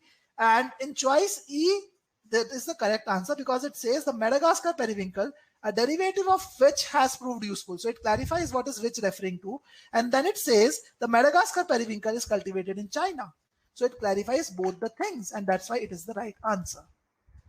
So if you got this point, if you start thinking about the meaning, you can actually get things right in the right amount of time. And I'm happy to know that Ujjwal, you are able to understand this part. I've struggled a long time as a student myself. Trust me, guys. That 740 did not come easy to me. And that's why I know how much trouble a student goes through when he is preparing. And that's why I'm discussing all this today with you. So remember, guys, when you're getting stuck between two close choices, many people say, I get stuck between two close choices. How do I avoid that? The reason for that is they think that it is the best choice that they have to pick in verbal. Many people think that in verbal, it is all about picking the best answer choice. There are two possible right answers. And even some courses advocate that as well. Okay. Some courses advocate that as well, that they should be looking at the best choice. No, there is no best choice on GMAT, guys. There's always one right answer and 4 wrong answers. There are no gray areas whatsoever. Whosoever tells you that there could be 2 possible right answers in GMAT is trying to fool you or does not understand how the GMAT works. There is always one right answer and 4 wrong answers. So whenever you are accepting a wrong answer, remember you are accepting something that is wrong, but you're also missing something that is right. So you are making errors on 2 fronts. So coming back to the point that I started with, why did I talk about this? Because understand it this way, skills is not concepts plus practice. Skills is concepts plus application or understanding of the right method. You have to learn the right method and then do practice. That's what skill building is all about, but most people don't do that. Okay, Shiva, you will get the recording of this webinar when it is available. Don't worry about that. So that is another myth which I wanted to burst. So how should we learn sentence correction? Again, I'm just taking an example of sentence correction. Doesn't mean that it is not applicable for other areas. For other areas also, you have to do a similar thing. So in sentence correction, how you should learn it is, you should go about learning each topic, but there should be a common thread in that. You should learn all these topics, not from a grammar perspective. You should focus on the logical aspect. The common thread that binds sentence correction is meaning. And that is what GMAT tests you on. It tests you on the understanding of the meaning of the sentence. And that is the most common thread that binds all of them. And if you focus on meaning, you will never struggle to apply those errors. You will never struggle to understand whether that, the one grammar concept is tested or not. You will be automatically able to do all of that in real time. Okay, so make sure that you're focusing on the meaning as a core thing. In fact, that is why, and this is something which we have done in our GMAT quiz course, because as I said, I have struggled as a student. We have seen thousands of students struggle just because they don't know how to approach SC right. So in our course, in our GMAT quiz course, we make sure that when you start your prep, we focus on the intended meaning first. We have an application-driven course. Any one of you who is a GMAT quiz student, please make sure that you're focusing on this part, and other people also. When you're learning, you have to first focus on understanding the intended meaning. And you can see there is an entire 8-hour long module dedicated to it with multiple video lessons, quizzes, practice questions to test your understanding of that. We teach you in a very methodical fashion about the intended meaning. First, you have to understand how a sentence is constructed. Then you have to understand where to break down a sentence. And then you have to understand what kind of questions do you need to ask when you pause to contextualize the meaning. Okay, so Varinder, we don't have any verbal notes or books. We believe in like online content only. So we have the video lessons. If you want to take notes, we have a feature of taking notes in our course itself, where you can take notes of your own. or you can take your notes on notes, but we do not have any hard copies. We have only video lectures. All of it is interactive, is very easy to access online itself. So first we focus on the meaning-based approach, and I want you guys to also do that when you are preparing for sentence correction. And those of you who are asking for books to study, even if you're using books, it's very difficult for you to do this, because trust me, none of the books actually give a lot of focus on the meaning part. Okay, they just jump into the methods and the concepts and all.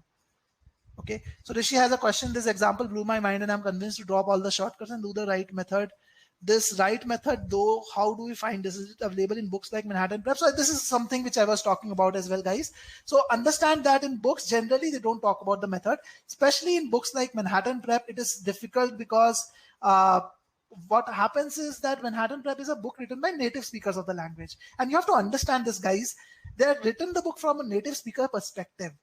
And imagine it this way, that if you're speaking to someone in your mother tongue, you don't have to worry about the meaning of that part, right? That is something which is very obvious to you. That is something which is very innate in your nature. But for a non-native speaker, the meaning is not innate for us. We have to think about the meaning a little. So Varinder, I'm not suggesting any books for meaning at least. You can use books, Manhattan and other. There are many other books, Aristotle, SC Grade is there. There are multiple other books which can teach you concepts. But meaning is something that you have to learn in a good manner. Okay, so first thing is meaning. And then what you have to do is learn each topic, each and every topic from a meaning perspective. Understand it, guys. Many people, what they do is they will learn the meaning-based approach, but then they get to each and every concept, but they learn the concept from a grammar perspective. Now that will not work, because if you don't understand the logical aspect of that grammar rule, applying that meaning-based approach will not help, right? Because they're two different things altogether. When you think about the meaning of a sentence and you also know the grammar rules from a meaning standpoint, the natural outcome is the right moment you think about the meaning, you can identify the errors also. So that is why it is very important to learn each and every topic from a meaning standpoint. And that is what we do exactly in our course. Okay. And not just this, similar approach is followed for CR, RC, and even in Quant. In RC, for example, you can see we are spending about 9 hours just to teach you how to read a passage.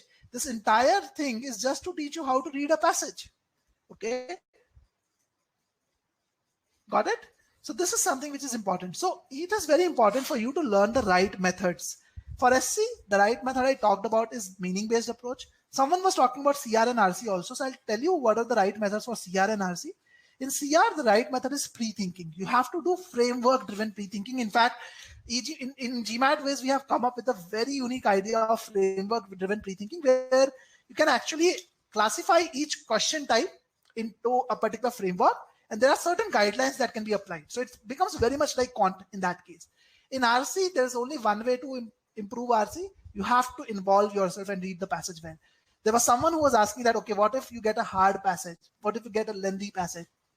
Then reading it well becomes even more important, because if it is hard, there are more inferences to be drawn.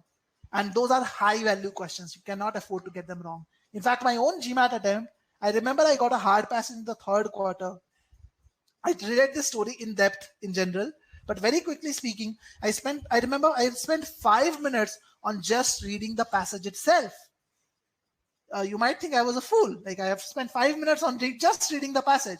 But the best part about it was I could solve all the 4 questions associated with it within 3 or 4 minutes, 3.5 or 4 minutes approximately. I got everything correct. So overall, I spent 2 minutes on a question, but I spent 5 minutes of it on just reading the passage. And that's the beauty of involved and evolved reading. You don't have to reread stuff. You don't have to, and you're much more confident about your skills as well. Okay. And trust me, it's not just me. We have helped multiple students. There was one student who came to us when he scored a 700 plus already. He used EGMAT and Magoosh already at that point of time, and he was stuck around that score. He worked with us and improved his score finally to a 740. And when I was discussing with him what changed about his approach, he said that I focused on this involved and evolved reading, this entire style of reading, and it changed the entire confidence level that I had. In my previous attempts, when I used to solve a question and I moved to the next question, I was never confident of what I marked earlier. So I used to continue thinking about the previous question as well, which used to actually affect my performance. Yeah, Girish, the name of this guy is William. You're right. And when I actually moved to the next question, I was still thinking about it. But now that I actually went through it, I am so confident about marking the answers that I don't have to think twice about it. And the same thing happened with me on GMAT. I spent 5 minutes on that passage, but I was confident about my answers. So I want you to do this approach. In DS, drawing inferences, like pre-analysis or inference is what we call it. And in PS, there is a 3-step approach, which is generally different for each question, but we kind of teach all of this in our course. And you have to focus on learning these methods, guys. Okay. So again, I wanted to take an example for quant, but we are slightly behind time. So I'm actually moving forward with the entire discussion. So make sure, irrespective of how you prepare, you focus on the methodology, guys. It is very, very important. And that's when practice will help you. There is another myth which is there that, okay, practice makes a man perfect. Now, when it comes to practicing, how do most people practice? There's a very big mistake that people do there. What they do is they will do more and more questions and take more and more mock tests after learning concepts. They will not focus on whether they're using the right method or not. And in fact, there's a very important mistake that they are doing when they are doing this. They focus that they think that they learn from questions, but in reality, you don't learn from questions. You actually learn from the solutions that you read. Okay. And let me explain this part to you. This is a very important part, guys. Another very important part. So let me ask you this as a question first. How do you analyze the solutions today? Let's say you solve a question. Okay. How do you go about analyzing the solutions of those questions that you have solved? Please type your responses in the chat. Tell me, how do you apply, review the solutions? What is the process that you follow to review the solutions of the questions that you solve? When do you review it? How do you review it? Just tell me that. I'm waiting for the responses in the chat.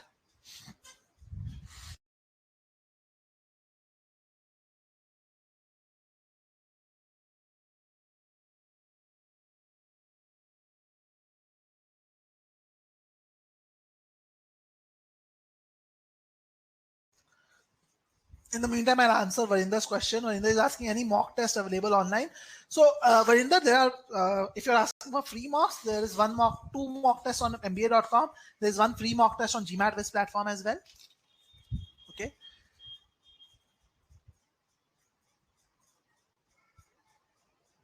Rishi is asking, do all questions at once and then check all solutions. Okay. But Krishna says, if my answer is wrong, see the solution and approach. Okay. What about others? What do others do? How each option is wrong is what Sai Chandra looks at. Okay. Vatsa says, see solutions after solving, say 20 questions. Okay.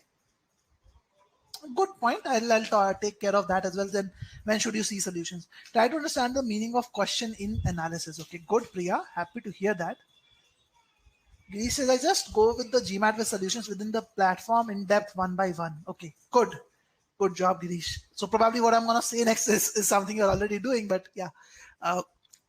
So how to review solutions is a very key thing, because understand this, guys. In my first half of my prep, when I actually struggled, I solved tons of questions. I used to study for like 3 to 4 hours every day just for verbal.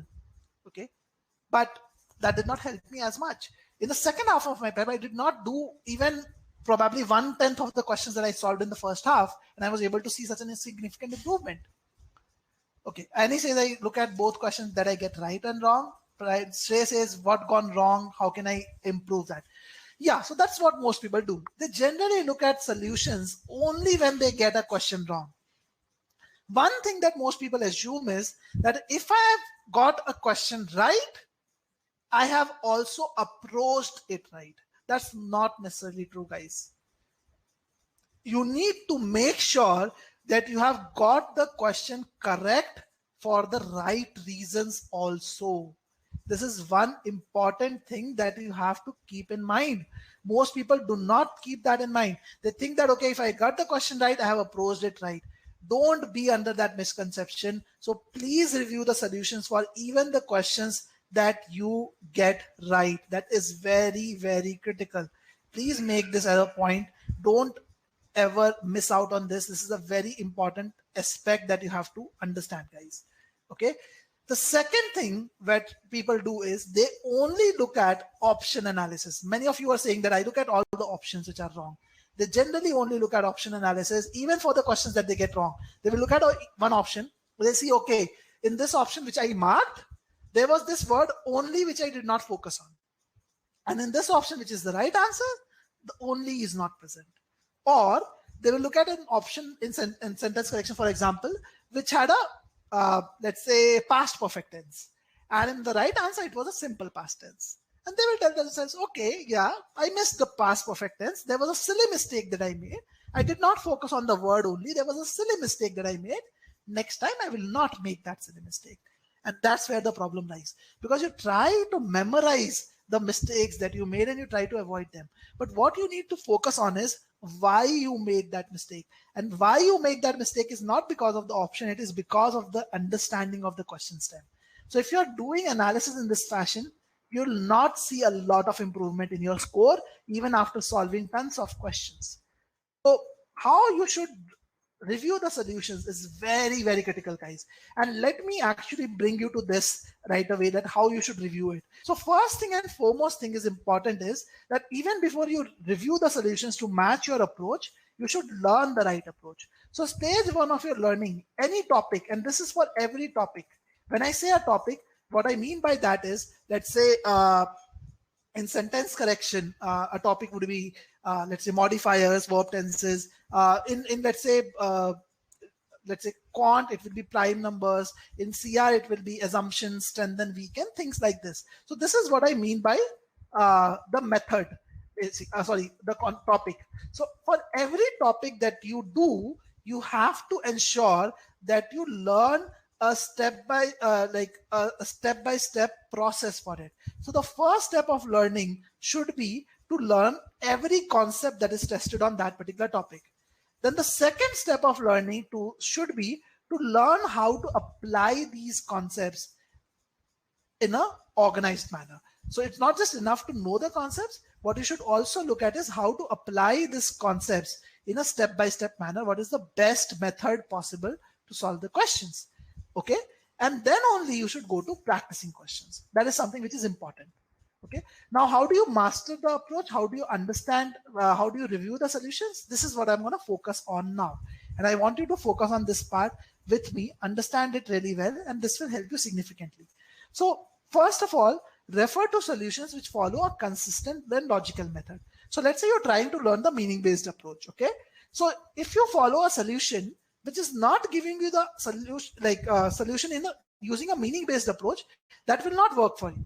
Because obviously, if the solution is not giving you the meaning-based approach, you will not be able to understand whether your approach is right or wrong. You'll not be able to tally identify the differences or understand the differences between your approach and the right approach. So first thing is very important. Solution should be using a consistent and methodical approach. Then verify each and every question irrespective of whether you get it right or wrong. That is something which is very important.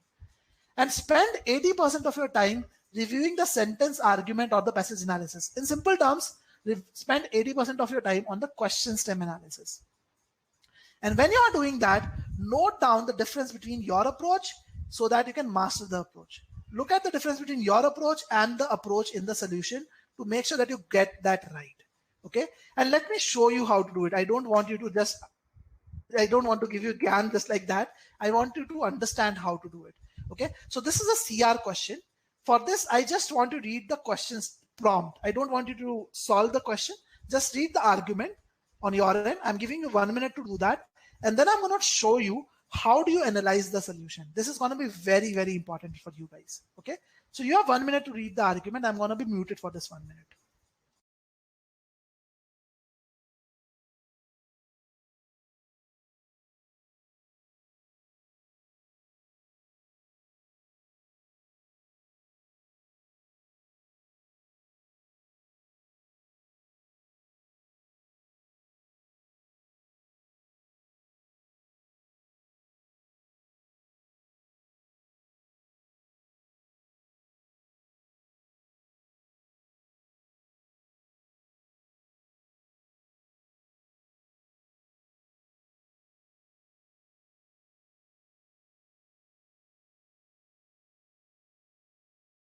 right, 10 more seconds, guys. You can read it.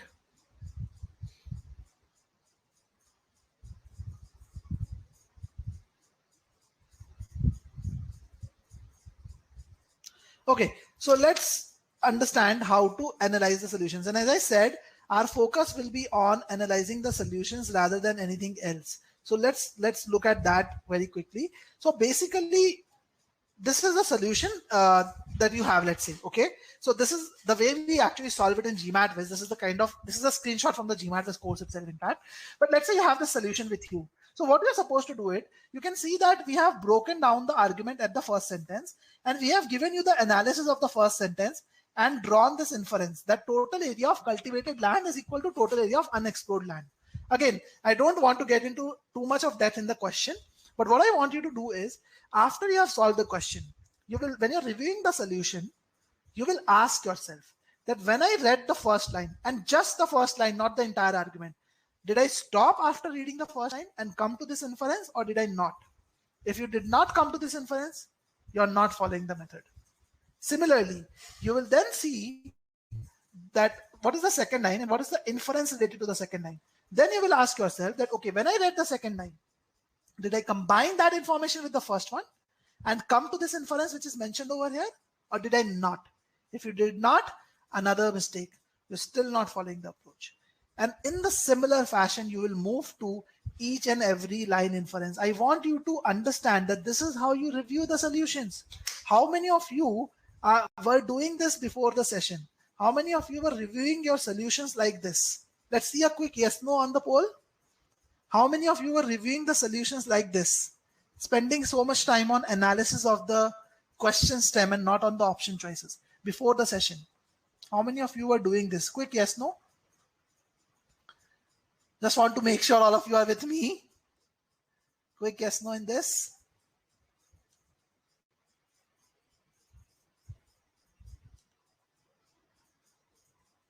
Okay.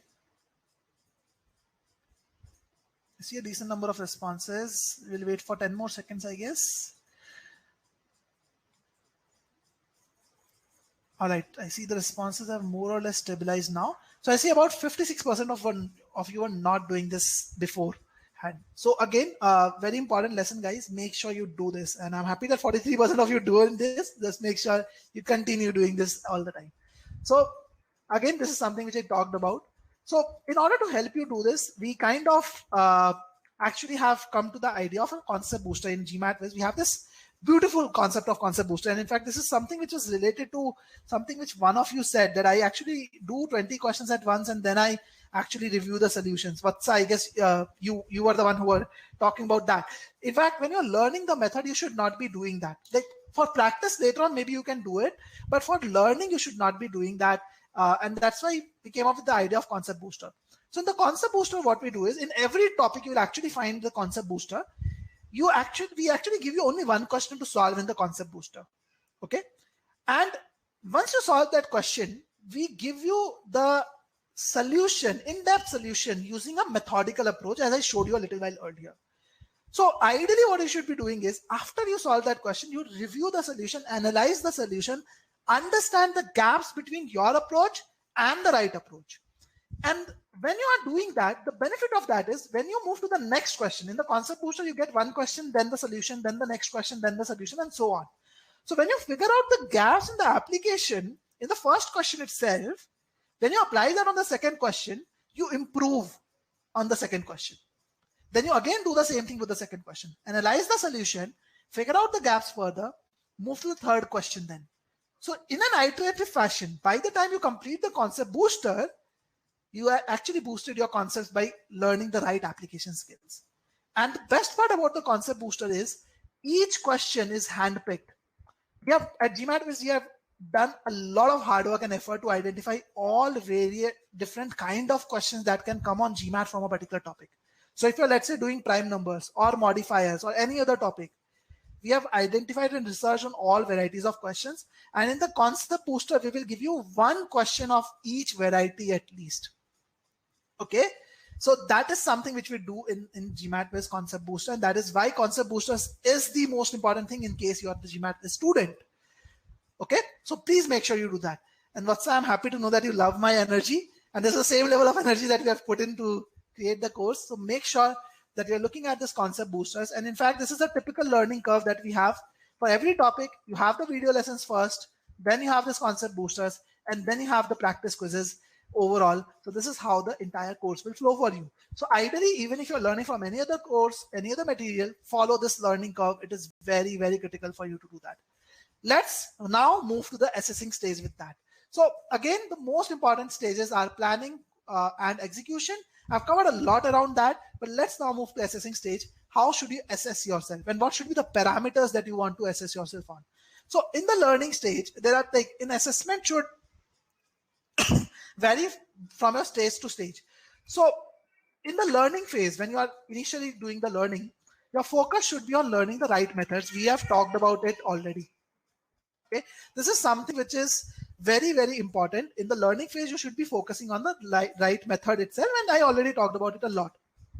However, when you move to the fine-tuning phase, that is when you should start thinking about the timing. Okay, that is when you should focus on timing. Just give me 1 second, guys. I need to drink a glass of water.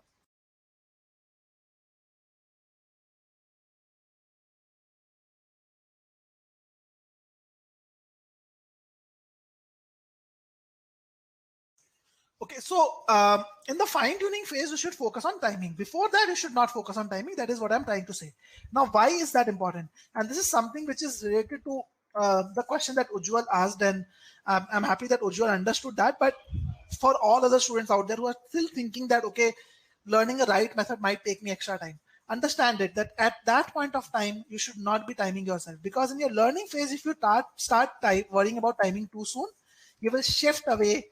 You'll shift away from that method. Your focus will shift away from learning, and you will start thinking about timing too soon, and your score will end up getting stagnant. Okay, so please make sure you're not thinking about timing at that stage. Once you are done with a particular section, once you have understood the right approach, then only you should focus on timing. And you can improve your timing in stages.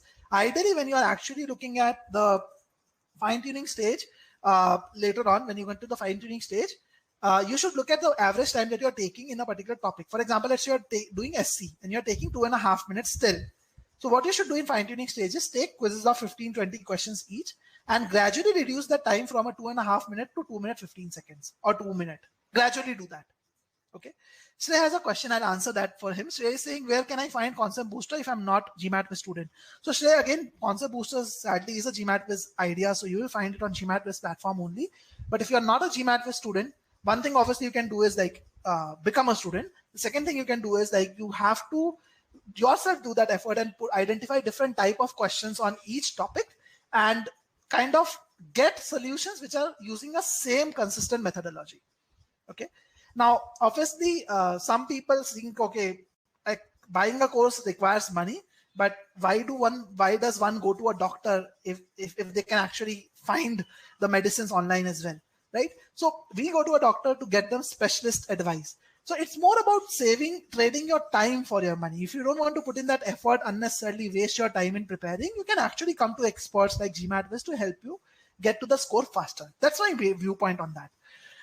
Priya, should we practice quant and verbal simultaneously? Yes. In your fine-tuning phase, yes. In the learning phase also, when you move from, let's say, one section to another, you should continue practicing a little bit of the previous questions. Okay. So also make sure that before you move to another topic from one topic, you should take a topic-wise test. And this is something which is related to the practice quizzes, which I was talking about, to identify your strengths. If you do not have if you have any weaknesses in a particular topic, identify the conceptual gaps right away and then work on those conceptual gaps. Otherwise, the issues might pile up. Okay, because especially in quant and sentence correction, there are topics which are interrelated. So if you do not do well in a particular topic, it is possible that as you move forward to another topic, and if you have not assessed yourself in the previous topic, then it can continue to create trouble for you in the more advanced topics as well. So please make sure that you are doing this. And again, GMAT Quiz, we make it a point through our AI that that gets done automatically. So right now, if you can see, this particular topic triangles ends at a practice quiz level. Okay, but when a student goes and clicks on that practice quiz, takes that practice quiz, at the end of the practice quiz, the AI will actually work and identify the gaps in the student's understanding if there are any. So you can see on your screen, the AI is actually analyzing the strengths and weaknesses of a student, identifying personalization for it, and finalizing suggestions. So based on the weaknesses of the student, the AI has identified some topics which he is not good at, added those topics as part of small videos and a small quiz as well. And if you accept this change, it will automatically add these things to your course itself. And actually you can go to the course. I'll show that to you as well. Now you can see below the practice quiz, automatically there are short videos of 4 minutes, 1 minute, 9 minutes, which are there, which are personalized for you. And there is another additional quiz which has also been added to get you an practice of those things that you are not good at. Okay, so it is very important that you focus on assessing yourself on individual topics before moving on to the next one, and work on improving those things right away rather than letting them linger on for longer. Now, how do you improve your weak areas? So when you're done with your modules, let's say when you're done with sentence correction, and this is what I was talking about a little while earlier also, take 1 or 2 quizzes of 15 to 30 questions generally overall in those 1 or 2 quizzes, and identify if you have any areas with less than 60% score. So after you're done with sentence correction or critical reasoning or RC or even number properties or word problems, do this module-wise test, identify the weak areas and work on those weak areas right away.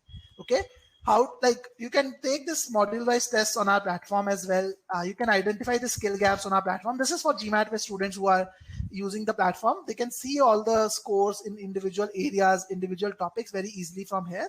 And how you should work on the weak areas is, first, you should go back and revise the concepts. Like, make sure that you have understood the concepts properly. Because if your score is less than 60%, there is a high chance that you might have some conceptual gaps as well. And then solve and review questions. And when you're solving and reviewing questions, focus on application part. Don't just focus on solving more questions. Do less questions. Maybe do 5 or 10 questions on that topic, but do them 1 at a time or 2 at a time. And focus on quality of learning. Quality is more important than quantity at any point of time. Please remember that. That is a very important lesson. Okay, so that is how you work on weak areas. And after doing every module, you should be working on individual weak areas. Okay, so thank you about your feedback, Girish, on the course. I'm happy to know that it's helping you a lot.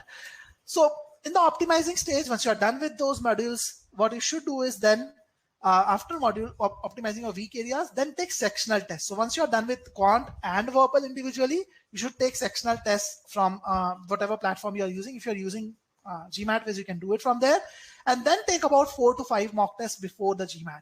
And when you're taking mock tests, your focus should be on test taking strategies overall. And in fact, we do a detailed webinar on the test taking strategies as well. So you can join those webinars. You'll get notifications when those webinars are scheduled, and understand the algorithm really well, because that's when the test taking strategies will help you. Okay, so this was pretty much about what I had to discuss today. So in case you are interested in our course, in our platform, you can check out our free trial on GMAT's website. I have the link over here. You can also connect with me later on if you want to on my email ID or the phone number provided on the screen, and I've even given you a Calendly link to schedule a consultation call with me. Okay, so please feel free to ask me any questions that you have in your mind around your prep. I'm more than happy to answer them, anything that you have now. I'll be here for 10-15 minutes easily. So Ronak has a question. Could you please repeat when to take a module-wise test? Do we do that after topic? Say after completing a topic in quant, we take one for that. So Ronak, module-wise test is supposed to be ideally done after completing a module. A module is basically number properties, word problems, sentence correction, critical reasoning, like this. I hope that answers your question, Ronak. After each topic, you should be taking a topic-wise test. And in fact, if you're using GMAT, none of this you have to worry about. The platform will automatically serve you the test that you need to take. It will automatically give you all of that. You'll not have to worry about that at all.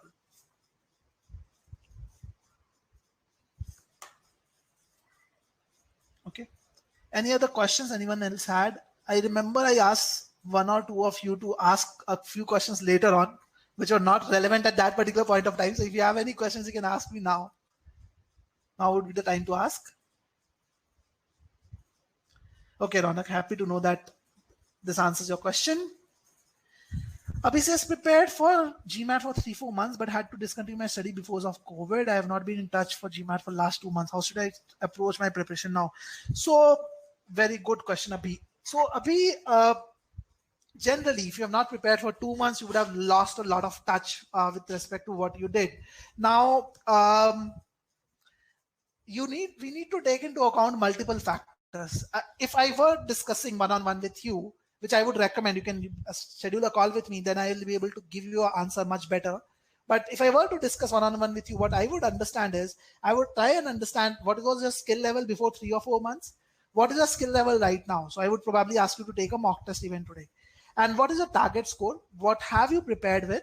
And accordingly, I will suggest you if you need to revise a few things before moving on to with your prep.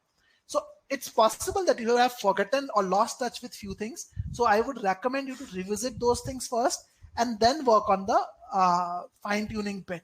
So that's in general my recommendation. But if you want, I can give these answers to me on the call. Feel free to schedule it and we will work on that.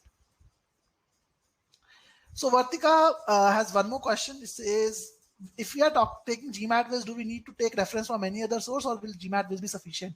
In fact, if you're taking GMAT Viz or any other course, you should not study from multiple resources at the same time, never. So I recommend my students, if they have any other book, to put them on the shelf. Just use GMAT Viz and the official guides. That's all. These two things. Don't use any other thing, because if you're studying from two different resources, what happens is they have two different methodologies. And as a student, you will only get confused. So only use one resource along with official guide. And if you're taking GMAT Viz, we will also tell you when you have to use the official guide questions, which questions you have to solve. That is also something which the AI will tell you. Okay. Shreya has a question, how to make study schedule for 2 months time. So Shreya, again, it depends on what your current score is and what your target score is. Ideally, if you're looking at a hard and fast 2 months hard stop overall, then what you should do is about 5 weeks you should spend on the learning phase, about 2 weeks you should spend on the fine-tuning phase, and 1 to 2 weeks you should spend on the mock phase. That's ideally how you should go about it. So you have to complete the learning phase in about 5 weeks, which is a steep task, to be honest, if you have just started. Krishant has a question. GMAT 610 to 720 need to give GMAT in August. I have enough time to study. So Krishant, we have helped students get this kind of improvement. In fact, we have helped students improve by 130 points, 150 points in 2.5 months, in fact 40 days also. So it is possible to improve it. You just need to focus on the right areas. That is something which is important. So feel free to connect with me. I'll be more than happy to help you understand how you should go about doing it. We have helped multiple students in the past do it, so we can also help you understand what is the right thing to go about in this case. Okay, so you can schedule a free call with me using the link on the top. Girish is asking if I'm running late as compared to my study plan in the platform, how to change the study plan. So Girish, again, that's a very good question.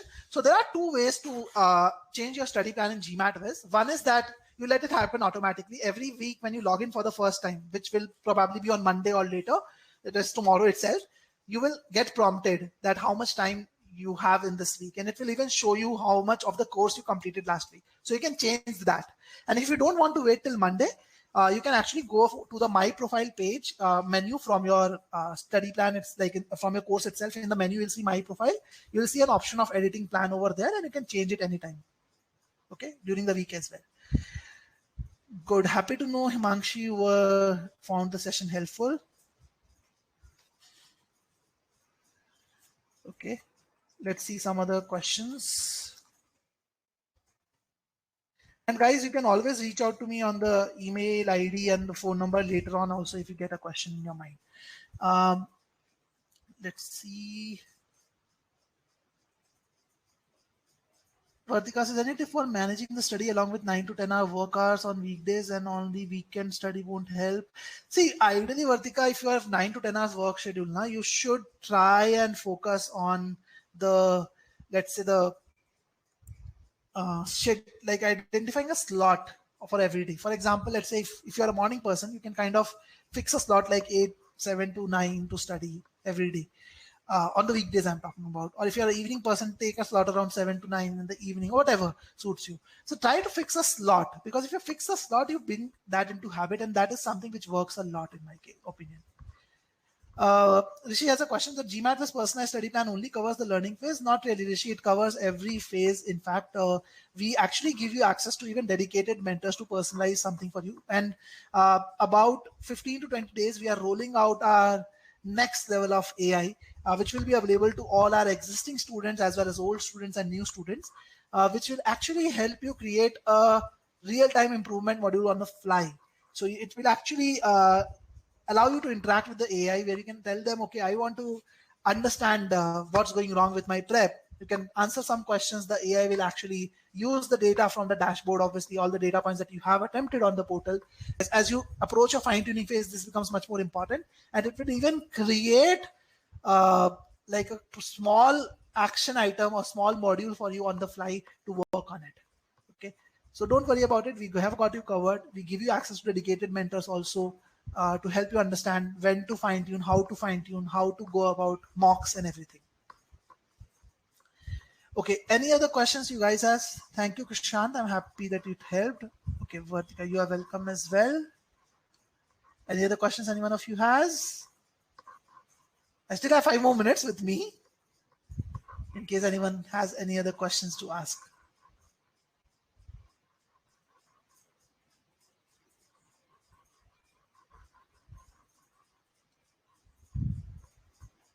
Okay, I don't see any other question now.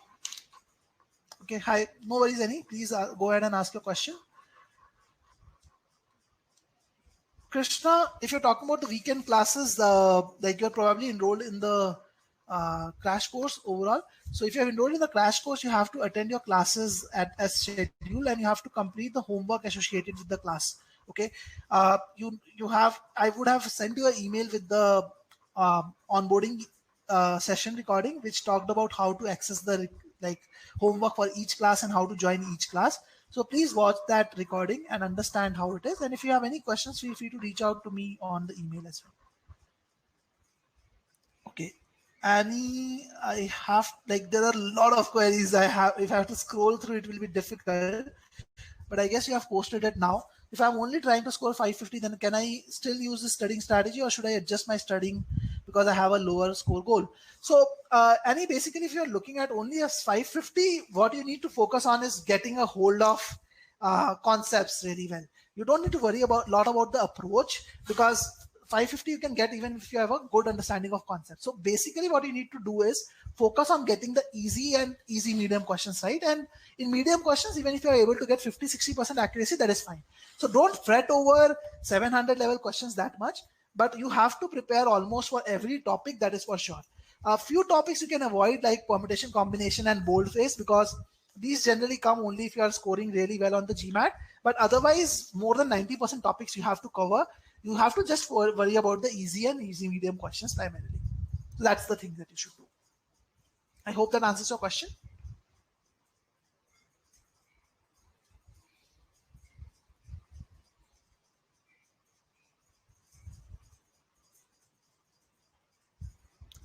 Okay, I don't see any other question, guys. So good. I think okay. Annie, I'm happy to know that you got your answer. Great, guys. So it really helped. Shrey, we accept payments only in US dollars. So the only payment mode is your credit card or international debit card as well works. So you can use any of that to make the payments. Okay. So we are a US based organization, and that's why we only accept payments in US dollars. Okay. If I buy a full course now, will I be eligible for the crash course as well? Abhay, crash course is a different course from the online course. The online course is for $249. Crash course is for $349. So if you want to buy a crash course, you have to buy a crash course. Online course students are different from the crash course students.